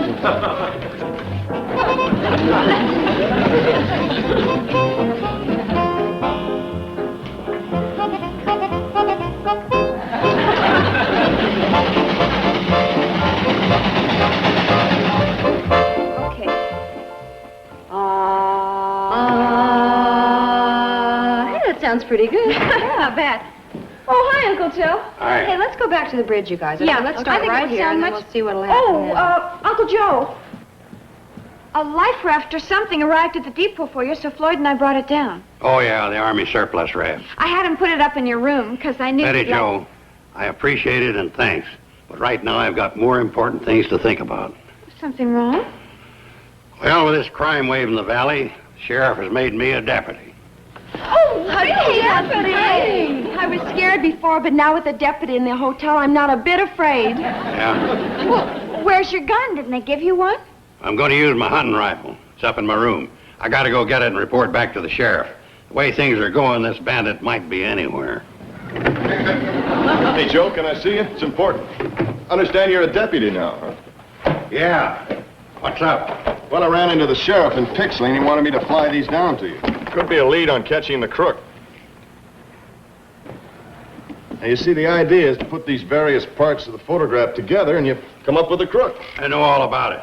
Made a study of it in that detective's course I took. Well, the sheriff said you had a good look at the guy, except for the eyes, which were covered by a mask. Yeah, during the whole thing, I made mental notes. I got all these features except his eyes filed in my computerized brain. Well, good. Because the Pixley bank teller got a good look at his eyes when the mask slipped. Now, here's what he picked out. Oh, well, this is a cinch. Now, let's see. Here. I'd know that chin anywhere. Joe, that's a forehead. Well, now, let's see. Let's see if we can find a hairline. There we are. Yeah, that's it. There's no mistake. That isn't the face of a crook. I never seen one. Joe, that's a picture of you. Huh?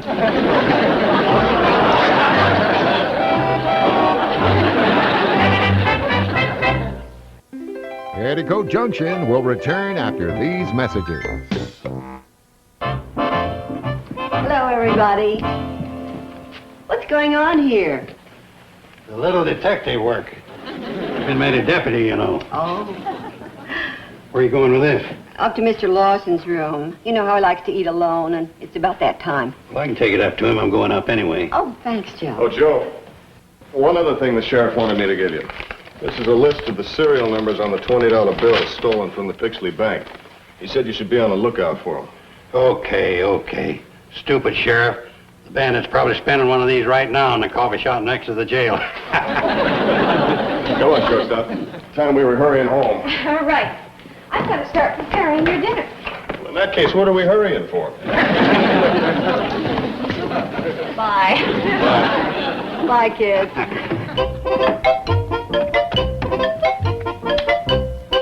Uncle Joe, when you see Mr. Lawson, why don't you see if you can sell him one of your greeting card verses?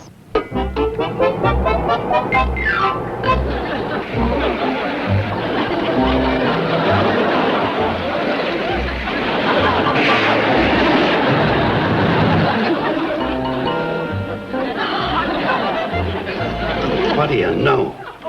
Joe, didn't this come from number 5, Mr. Lawson's room? Yeah, it's sure a relief. I thought we might have a deadbeat on our hands. You know, the greeting card business hasn't been too good lately. Uncle Joe, where's that list of the serial numbers of the currency stolen from the bank? Right here. Let's see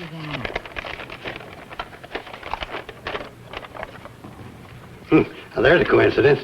These are all $20 bills, and so are these.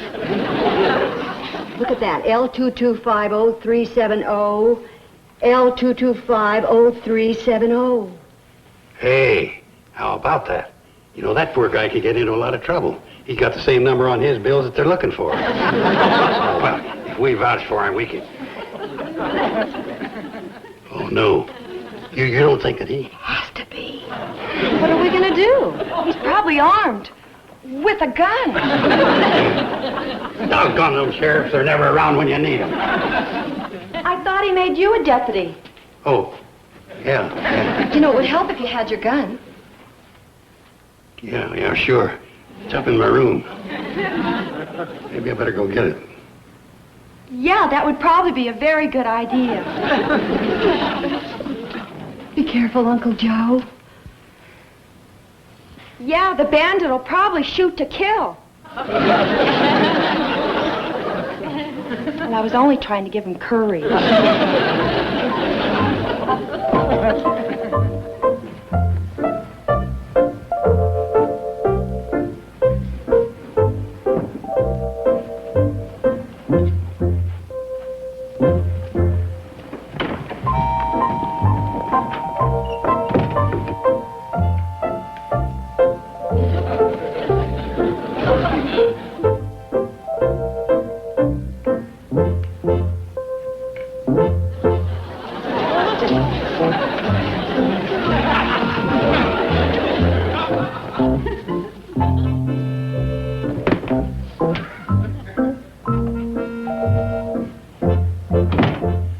Let's see, where'd I put that?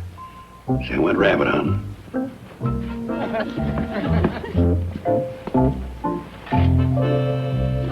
Where'd I put that thing in here? I've seen it here before.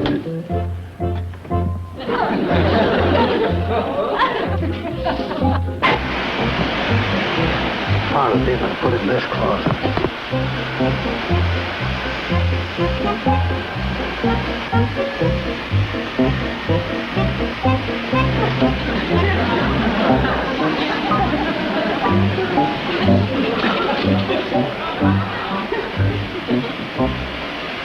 I gotta fix that radiator again.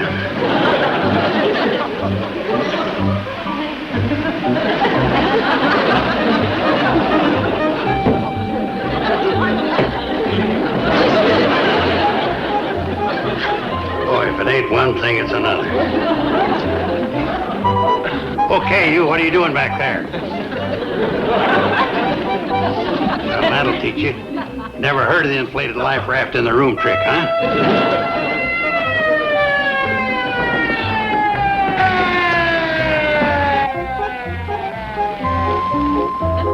Hey, Sheriff! I got him! Up here! You've got him? Single-handed. Look, no gun.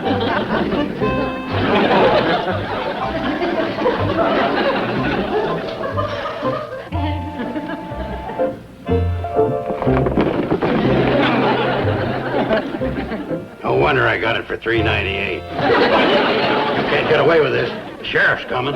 You're gonna be between me and the sheriff. Come on. All right, hold it. See if the coast is clear. Come on.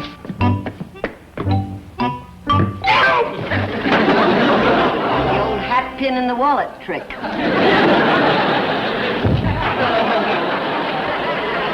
Now stop that, you!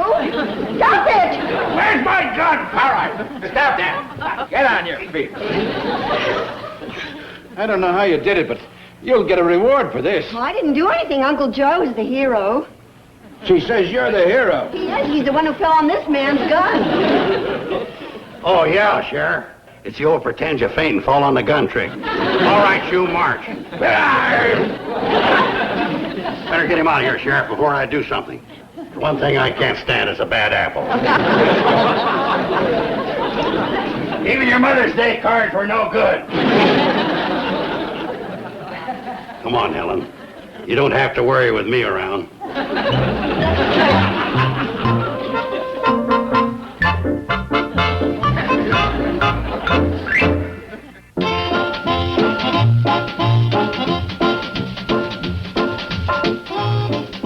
Up next, an hour of Eds. Stay tuned for Mr. Ed, followed by the Ed Sullivan Show, here on TV Land.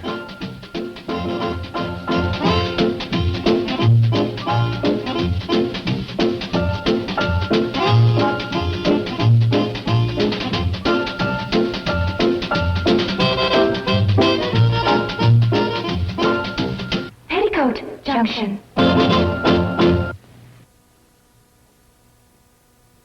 আমি নারকেল দুধে হাঁসের মাংস আর ছিটা রুটি করেছি। This part of the presentation is nice. আমি বানিয়েছি coconut mix salad. Grand audition. You have to think big. এত সিম্পল করছেন আপনি, মানে এটা শুধু যাচ্ছে না আপনার সাথে। কে দেখেছিলে?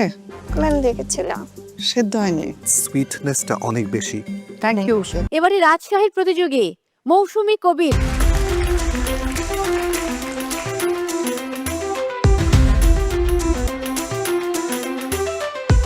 Creamy coconut prawn with stuffed cabbage. প্রনের সাথে যে কোকোনাট ইউজ করেছেন, কোকোনাটটাকে প্রসেস করে নিয়েছেন কিভাবে? ফাইন চপ করে নিয়েছি, নিয়ে প্রনের সঙ্গে আমি মাখিয়ে ফেলেছি। স্টিমার ছিল না, আমি গ্রেটারের উপরে এটা হলো স্টিম করেছি। Very smart. এটা কি আগে করেছেন কখনো? না। উপস্থিত বুদ্ধি ইউজ করেছে। খেতেও ভালো হয়েছে। Thanks, good.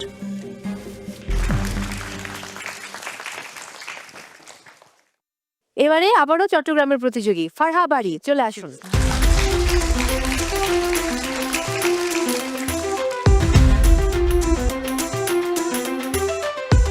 আমি বানিয়েছি কোকোনাট মিক্স সালাদ। এটাকে ফয়েলে না মুড়ে যদি কোকোনাটটাকে রাখা যেত আরো বেশি ভালো হতো। এটা কিন্তু বোঝা যাচ্ছে না কোকোনাট। পারা, জি। এই স্যালাডটা বানাতে আপনার কতক্ষণ লেগেছে? ঘন্টাখানেকের মধ্যেই হয়ে গিয়েছে। Para, it takes 15 minutes to make this. Yeah. This is the grand audition. You have to think big. এত সিম্পল করছেন আপনি, মানে এটা শুধু যাচ্ছে না আপনার সাথে এই স্টেজে। প্লিজ নিয়ে যান।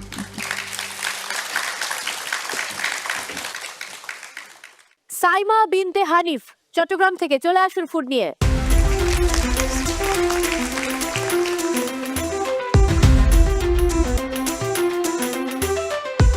আমি নারকেল দুধে হাঁসের মাংস আর ছিটা রুটি করেছি। নারকেল কিভাবে ইউজ করেছেন আজকে? পেঁয়াজের সাথে একবার বেইনিশনে দিয়েছি, খন্ড নারকেল ইউজ করেছি, আবার লাস্টে গ্রেভিতে ইউজ করেছি।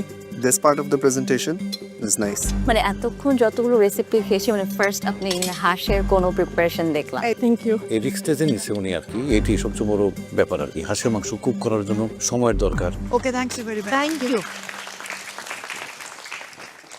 এবারে খুলনা থেকে রহিমা খাতুন, চলে আসুন আপনার ফুড নিয়ে।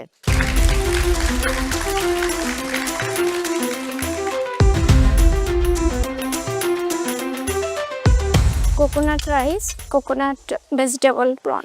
রাইসটা কি নিজে খেয়ে দেখেছিলে? ম্যাম দেখেছিলাম। সেদ্ধ হয়নি। এই স্টেজে of a competition, I feel it's not the right dish to make. মানে খুবই নরমাল হয়ে গেছে আর কি এটা। Thank you. Thank you.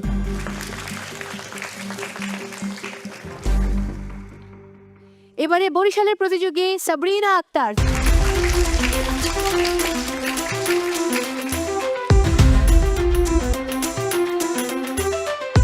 Sesame, carrot and coconut হালুয়া।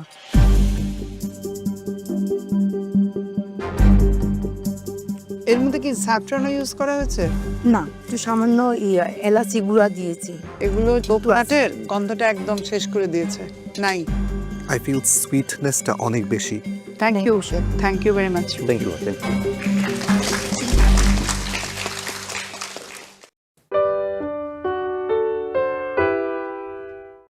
প্রত্যেক প্রতিযোগীর জন্য মেন্টরস টাইম থাকছে 5 মিনিট করে।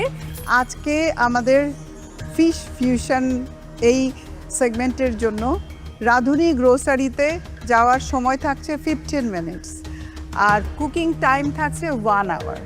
আর পূর্ণিমাপু, মেন্টরদের সময়টা তো দেওয়া হবে নিশ্চয়ই? অবশ্যই থাকছে। প্রত্যেক প্রতিযোগীর জন্য মেন্টরস টাইম থাকছে 5 মিনিট করে, যাতে আপনাদের কুজিন এবং সেই সাথে রেসিপিগুলো ভালো করে যাতে বুঝিয়ে দিতে পারে।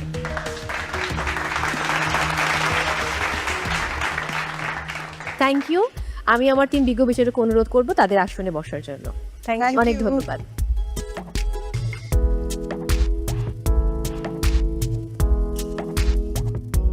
মেন্টরস, প্লিজ বসবেন আপনারা। সেই সাথে প্লিজ আপনারাও বসুন। মেন্টরস, আপনারা পাচ্ছেন আপনাদের প্রত্যেক প্রতিযোগীর জন্য 5 মিনিটস এবং মেন্টরস টাইম শুরু হচ্ছে এখন। ফিশ যেটা আপনি ভাজবেন, এখন আপনি একটা চিলি অয়েল বানাবেন। হাফ করলে এই যে চাঙ্কগুলো থাকে না, ফিশটা অ্যাকচুয়ালি হাইলাইট হতে হবে। ব্রাউন সুগার, ফিশ সল্ট দিলাম, টেস্টটা কেমন? আপনি আগে বলে দিন, অর্ডার লিখে নিন, টাইমটা বেশি হয়। যে কারিটা আছে, কারিটা অনেক ফ্লেভারফুল, অনিয়ন সুপে যে কালারটা হয় ওই কালারটা হবে। যখন আমার মেন্টর আমাকে খুব সুন্দর করে বুঝিয়ে দিয়েছে আসলে এই কুইজিনটা এভাবে করতে হবে, তখন আমার কাছে মনে হলো যে এটা অনেক অনেক অনেক সোজা এবং সরল একটা রেসিপি, আমি পারবো। খুব বেশি হচ্ছে কারিটা দিবা, ফিলিংটা হচ্ছে কি মাছের ফিশ সস, ওটা লেমন জুস, টেস্টিং ফ্লেভার হিসেবে মেকম আপ করে। মালয়েশিয়ান কুজিন পাওয়ার পর থেকে আমার মাথায় কাজ করছে যে আমি আজকে একটা ফিশ ফ্রাই টাইপের কিছু করতে চাই। যখন আমার মেন্টরের সাথে এটা নিয়ে কথা বললাম, তখন উনি আমাকে বলল যে আমি করতে পারি, কিন্তু সে আমাকে অনেক কিছু সাজেস্ট করলো যেটা দিয়ে আমার ডিশটা আরও বেটার হতে পারে। ভালো করে so best of luck, good luck. Okay, thank you. আমি স্পাইসেসগুলো ঠিক কোন যে সস দরকার এটার মধ্যে? হ্যাঁ, এখানে হচ্ছে আপনার লিখে নিন দিয়ে আমরা সিলেক্ট করে নিন। তুমি বলে যাবো আপনি আপনার এটা আপনার টাইমটাকেও তো আপনাকে কাপড় করতে হবে। ফেরদৌস আরা, আপনার সময় শেষ। Thank you.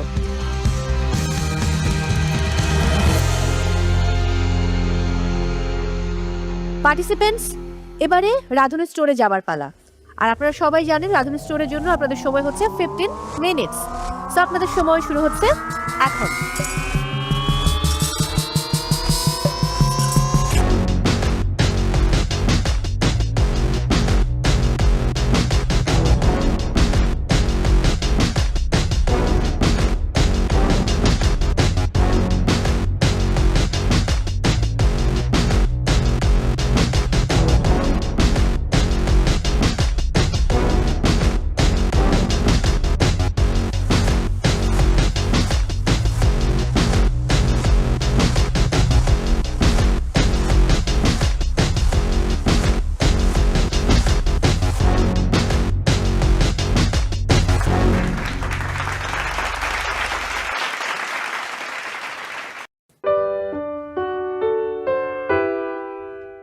Coconut prawn.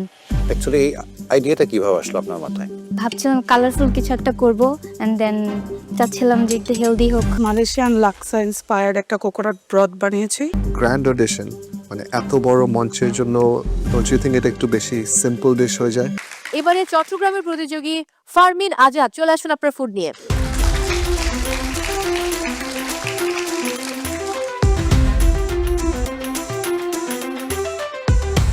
আমি নারকেলের দুধ দিয়ে চিকেন কোরমা করেছি।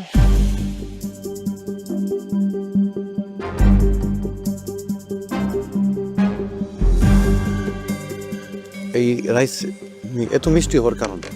রাইসে একটু কোকোনাট মিল্ক দিয়েছিলাম। কোকোনাট রাইসের টেস্ট আসলে কিল করে ফেলছে আর কি, অ্যাকচুয়াল রাইসের টেস্টটা পাওয়া যাচ্ছিল না। ওকে, থ্যাংক ইউ।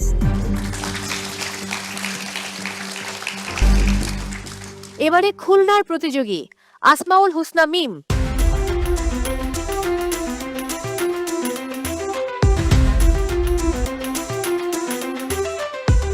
আমি করেছি coconut vegetables with prawn and স্টাফিংয়ে দিয়েছি কোকোনাট সালাদ। এটা কি এখন এই সেটে দাঁড়িয়ে মাথায় হেঁটে করেছেন? জি। গ্র্যান্ড অডিশন, মানে এত বড় মঞ্চের জন্য ডোন্ট ইউ থিঙ্ক এটা একটু বেশি সিম্পল ডিশ হয়ে যায়? বেশি সুগার, মানে সুগারই হয়ে গেছে এই জিনিসটা। আর একটু ক্রিয়েটিভ হওয়া দরকার ছিল। ওকে।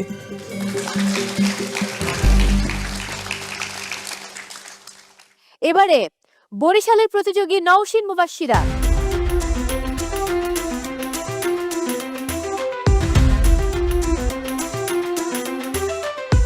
ক্যাবেজ রোল করেছি stuffed with coconut prawn. Actually এই আইডিয়াটা কিভাবে আসলো আপনার মাথায়? ভাবছিলাম কালারফুল কিছু একটা করব অ্যান্ড দেন চাচ্ছিলাম যে একটু হেলদি হোক, সো আইডিয়াটা খুবই ভালো। Smart presentation, also I like your story যে আমি হেলদি ফুড দিতে চেয়েছিলাম। Also colourful. ভালো হয়েছে, গুড জব। Thank you. এবারে সিলেটের প্রতিযোগী কাউসার আহমেদ, চলে আসুন ফুড নিয়ে।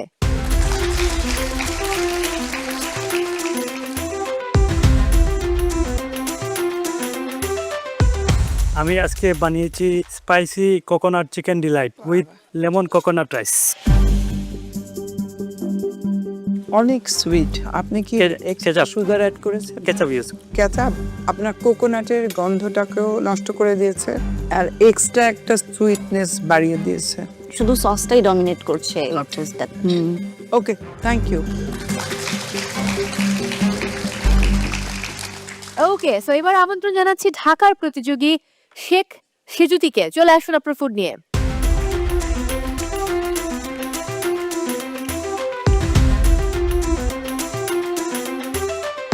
আমি হচ্ছে মালয়েশিয়ান লাক্সা ইন্সপায়ার্ড একটা কোকোনাট ব্রথ বানিয়েছি।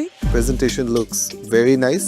সবার মতো না, একটু ডিফারেন্ট ভাবে চারজন জাজেসের জন্য চারটা ডিফারেন্ট প্লেটিং নিয়ে এসেছেন। এটা সুন্দর দেখাচ্ছে। আইডিয়াটা ভালো। আইডিয়া দাদার টেস্টও আমার কাছে ভালো লেগেছে। ইয়া, মজা, খুবই ভালো। Thank you.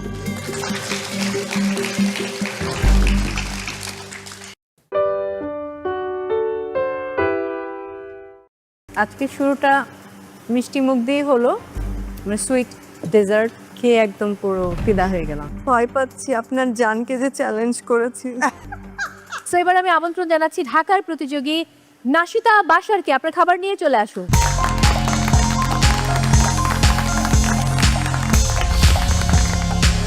আমার আজকের recipe green apple and banana toffee pie with orange honey ডার্সন।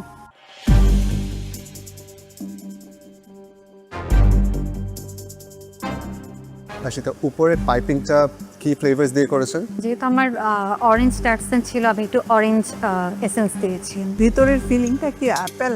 Apple and banana. দেখতে এমনি সুন্দর হয়েছে, দ্য কালার্স আর নাইস। কাটার পরে ভিতরের লেয়ারিংটাও ওয়াজ ওকে। ফিলিংটা it's apple and banana. What I like is both apple and ব্যানানার ফ্লেভারটা বোঝা যায়।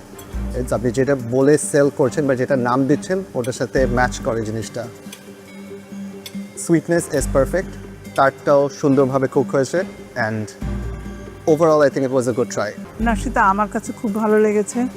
শেফ যা বলেছে সব কিছুই ঠিক আছে। এক কথা আমি বলবো ওয়াও। আজকে শুরুটা মিষ্টি মুখ দিয়ে হলো, মানে সুইট ডেজার্ট খেয়ে একদম পুরো ফিদা হয়ে গেলাম। খুবই ভালো। প্লেটের কস্টিংটা আপনি দিয়েছেন, প্লেটে স্ট্রবেরিটা মেনশন করেনি। স্ট্রবেরি কস্টিংটা এখানে missing. Other than that it's ওকে।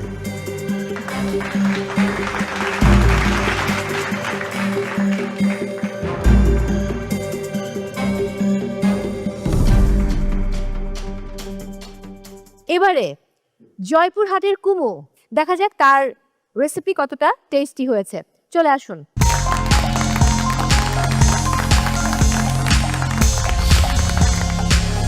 আমি আজকে বানিয়েছি honey ginger mince beef broccoli stir fry homemade mozzarella crispy nachos.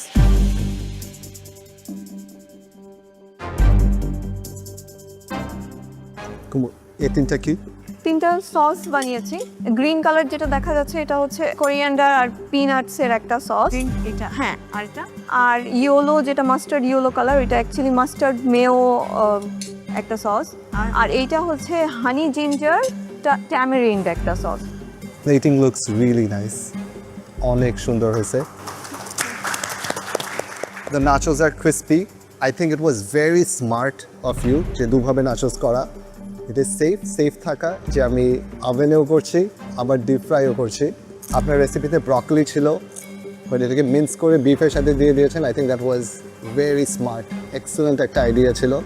Excellent একটা মানে আমি কি বলবো যে ফ্যাবুলাস একটা ফুড খেলাম, মুখের মধ্যে এখনো আমি রয়ে গেছে। Thank you. এত সুন্দর দুজন বিজ্ঞ বিচারকের কাছে কমপ্লিমেন্ট পেয়ে গেছেন অলরেডি, আমি আর কি বলবো। ভয় পাচ্ছি আপনার জানকে যে চ্যালেঞ্জ করেছি। গত পর্বের সিদ্ধান্তটা আসলে ঠিক ছিল। Thank you. Thank you ma'am. এটাকে আপনি লাস্টে ডিভাইড বাই 2 করে করছে দুটো পোরশন করা। আরেকটা প্লেটিং এ হ্যাঁ। Perfect, thank you. Thank you.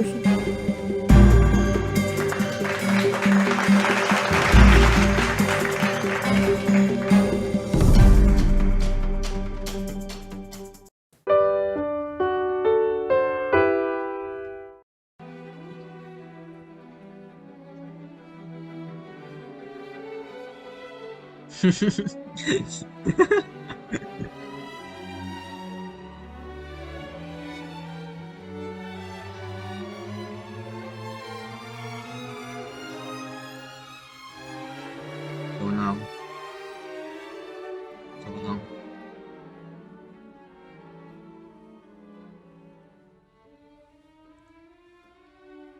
Vì ven là số đây đây này. Đây là cản đây này.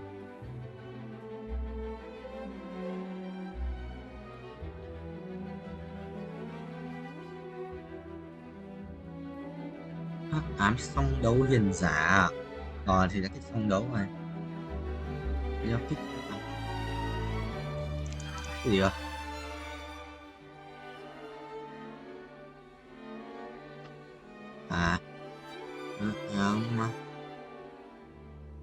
Vậy sẽ ví dụ thay bài này bằng bài khác thì sao? Bài này sẽ là archok với salad này. Như này. Nó chỉ ở cái hắc ám hiền giả với hắc ám hiền giả đi. Và mình chỉ cần rồi xong lại đi. Ôi xếp bài lâu quá.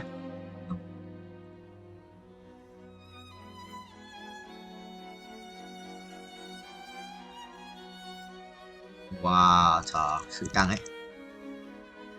Bao nhiêu ấy? 1,53 chi liền, sắp đủ tiền không?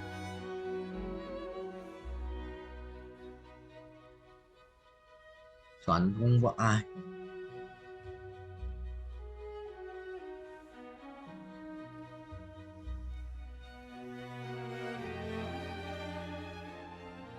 Cái đồ kia sẽ được đồ của Morgana ở mình ấy. Là thêm đồ Silat luôn. Một cái nỏ xét thôi. Mấy đồ công, phép đồ công xong.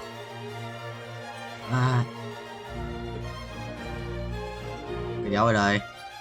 Đéo. Cái gì em ơi? Đéo ở đây. Ui, mất một lửa vĩnh hằng rồi. Và câu sức mạnh. Út mày. Yes. Bro. Anh nghiện game, anh đánh từ sáng hơn em mấy tiếng, 2 tiếng mấy nha.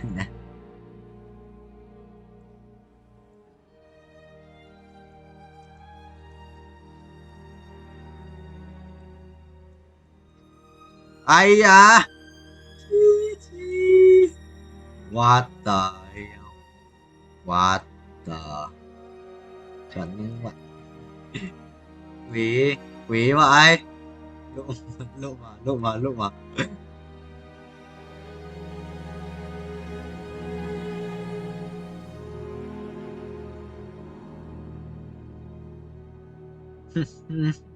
ảo vậy. Ảo ấy.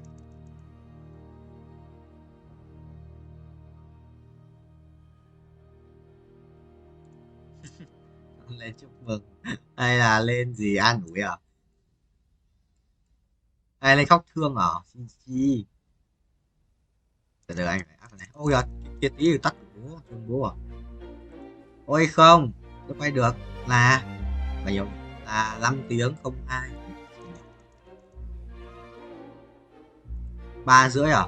4 rưỡi là 6 ạ, 5 rưỡi là 7. 6 rưỡi, anh quay 6 rưỡi Bình, 8 tiếng. Không có 8 tiếng. Ghế của anh đang thấy rồi.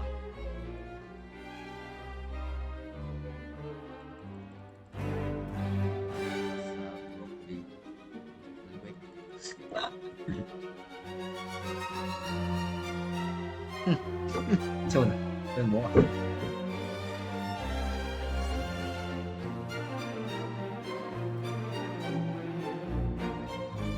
Một tỷ sao phim mặt rồi, gọi cái gì? Quỷ đen. Rồi, anh sắp sắp đen.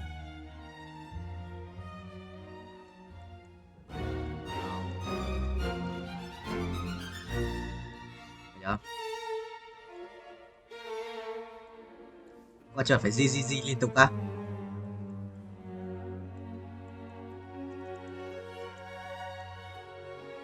Rồi, vậy biết rồi, biết di góc của màn hình cái gì, anh biết cái đấy mà. Chứ không cái bia đấy của anh nó được đánh. Còn không có nhân vật chính nữa, cái bia không có nhân vật chính. Cái gì cơ? Anh thua liên tục này.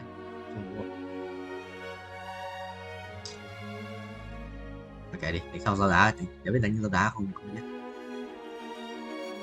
Các kiểu file không? Đây đều chú bài. Thế thầy bao nhiêu là thầy sắp à, chưa biết là chưa. Nó làm gì không nè. làm đấy, làm con tiền làm con tiền đang lấy liên minh đi xuống Nhật Hàn. Rồi ngựa phải biết.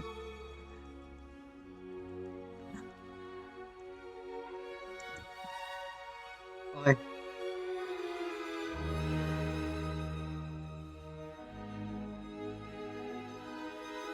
đó chỉ qua em chia với livestream hẳn livestream uy tín như thế rồi.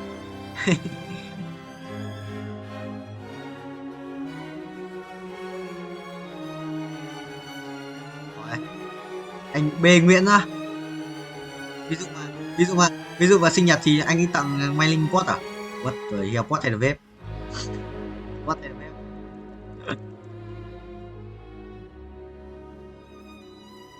À cộng một đưa phố không?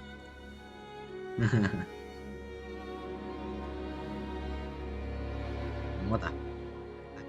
Ác quỷ đấy.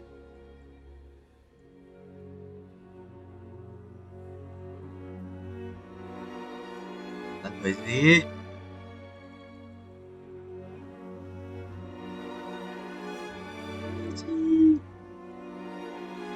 Hai tuổi 29 à? Hai chi liền à? Anh nhặt thêm một tí đồ. Tí ngôi sao cho Robin. Nghe giống bài mình sắp thua ấy nhỉ?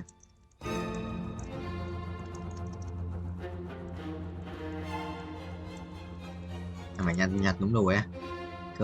Câu quay. Trăm đào sáu. Anh có nhìn nó không? Lâu lắm anh có nhìn nó không? Lâu lắm anh có nhìn nó. Đối với làm sao?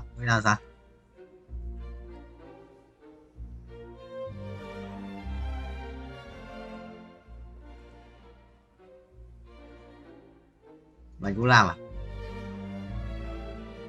Mày cũng à? Tấn Điên.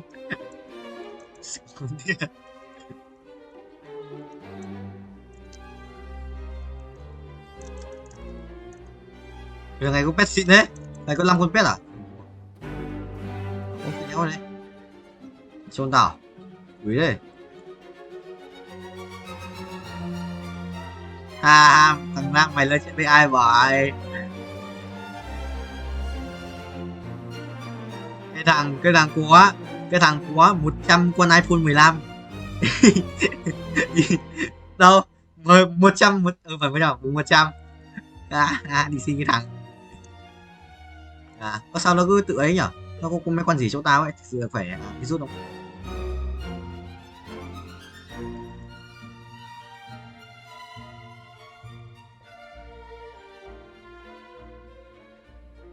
Wow.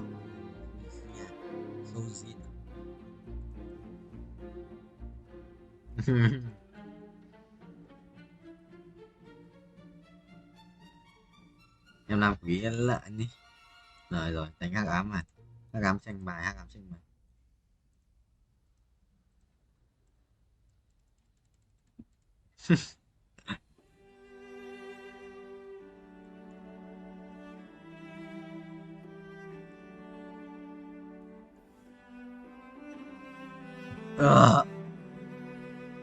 Ngoài này không có sườn.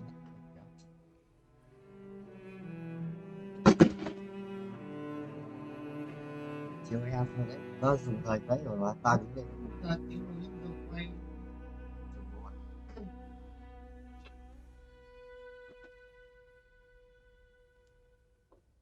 Mẹ góc ở đây mà chôn tao.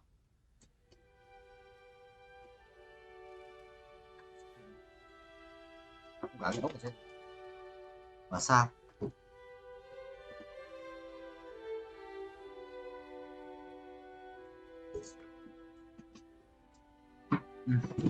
Hôm nay sẽ đứng quay.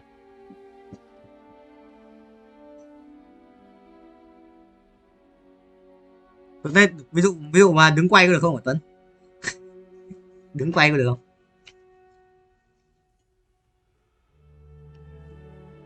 Đứng quay kìa mà.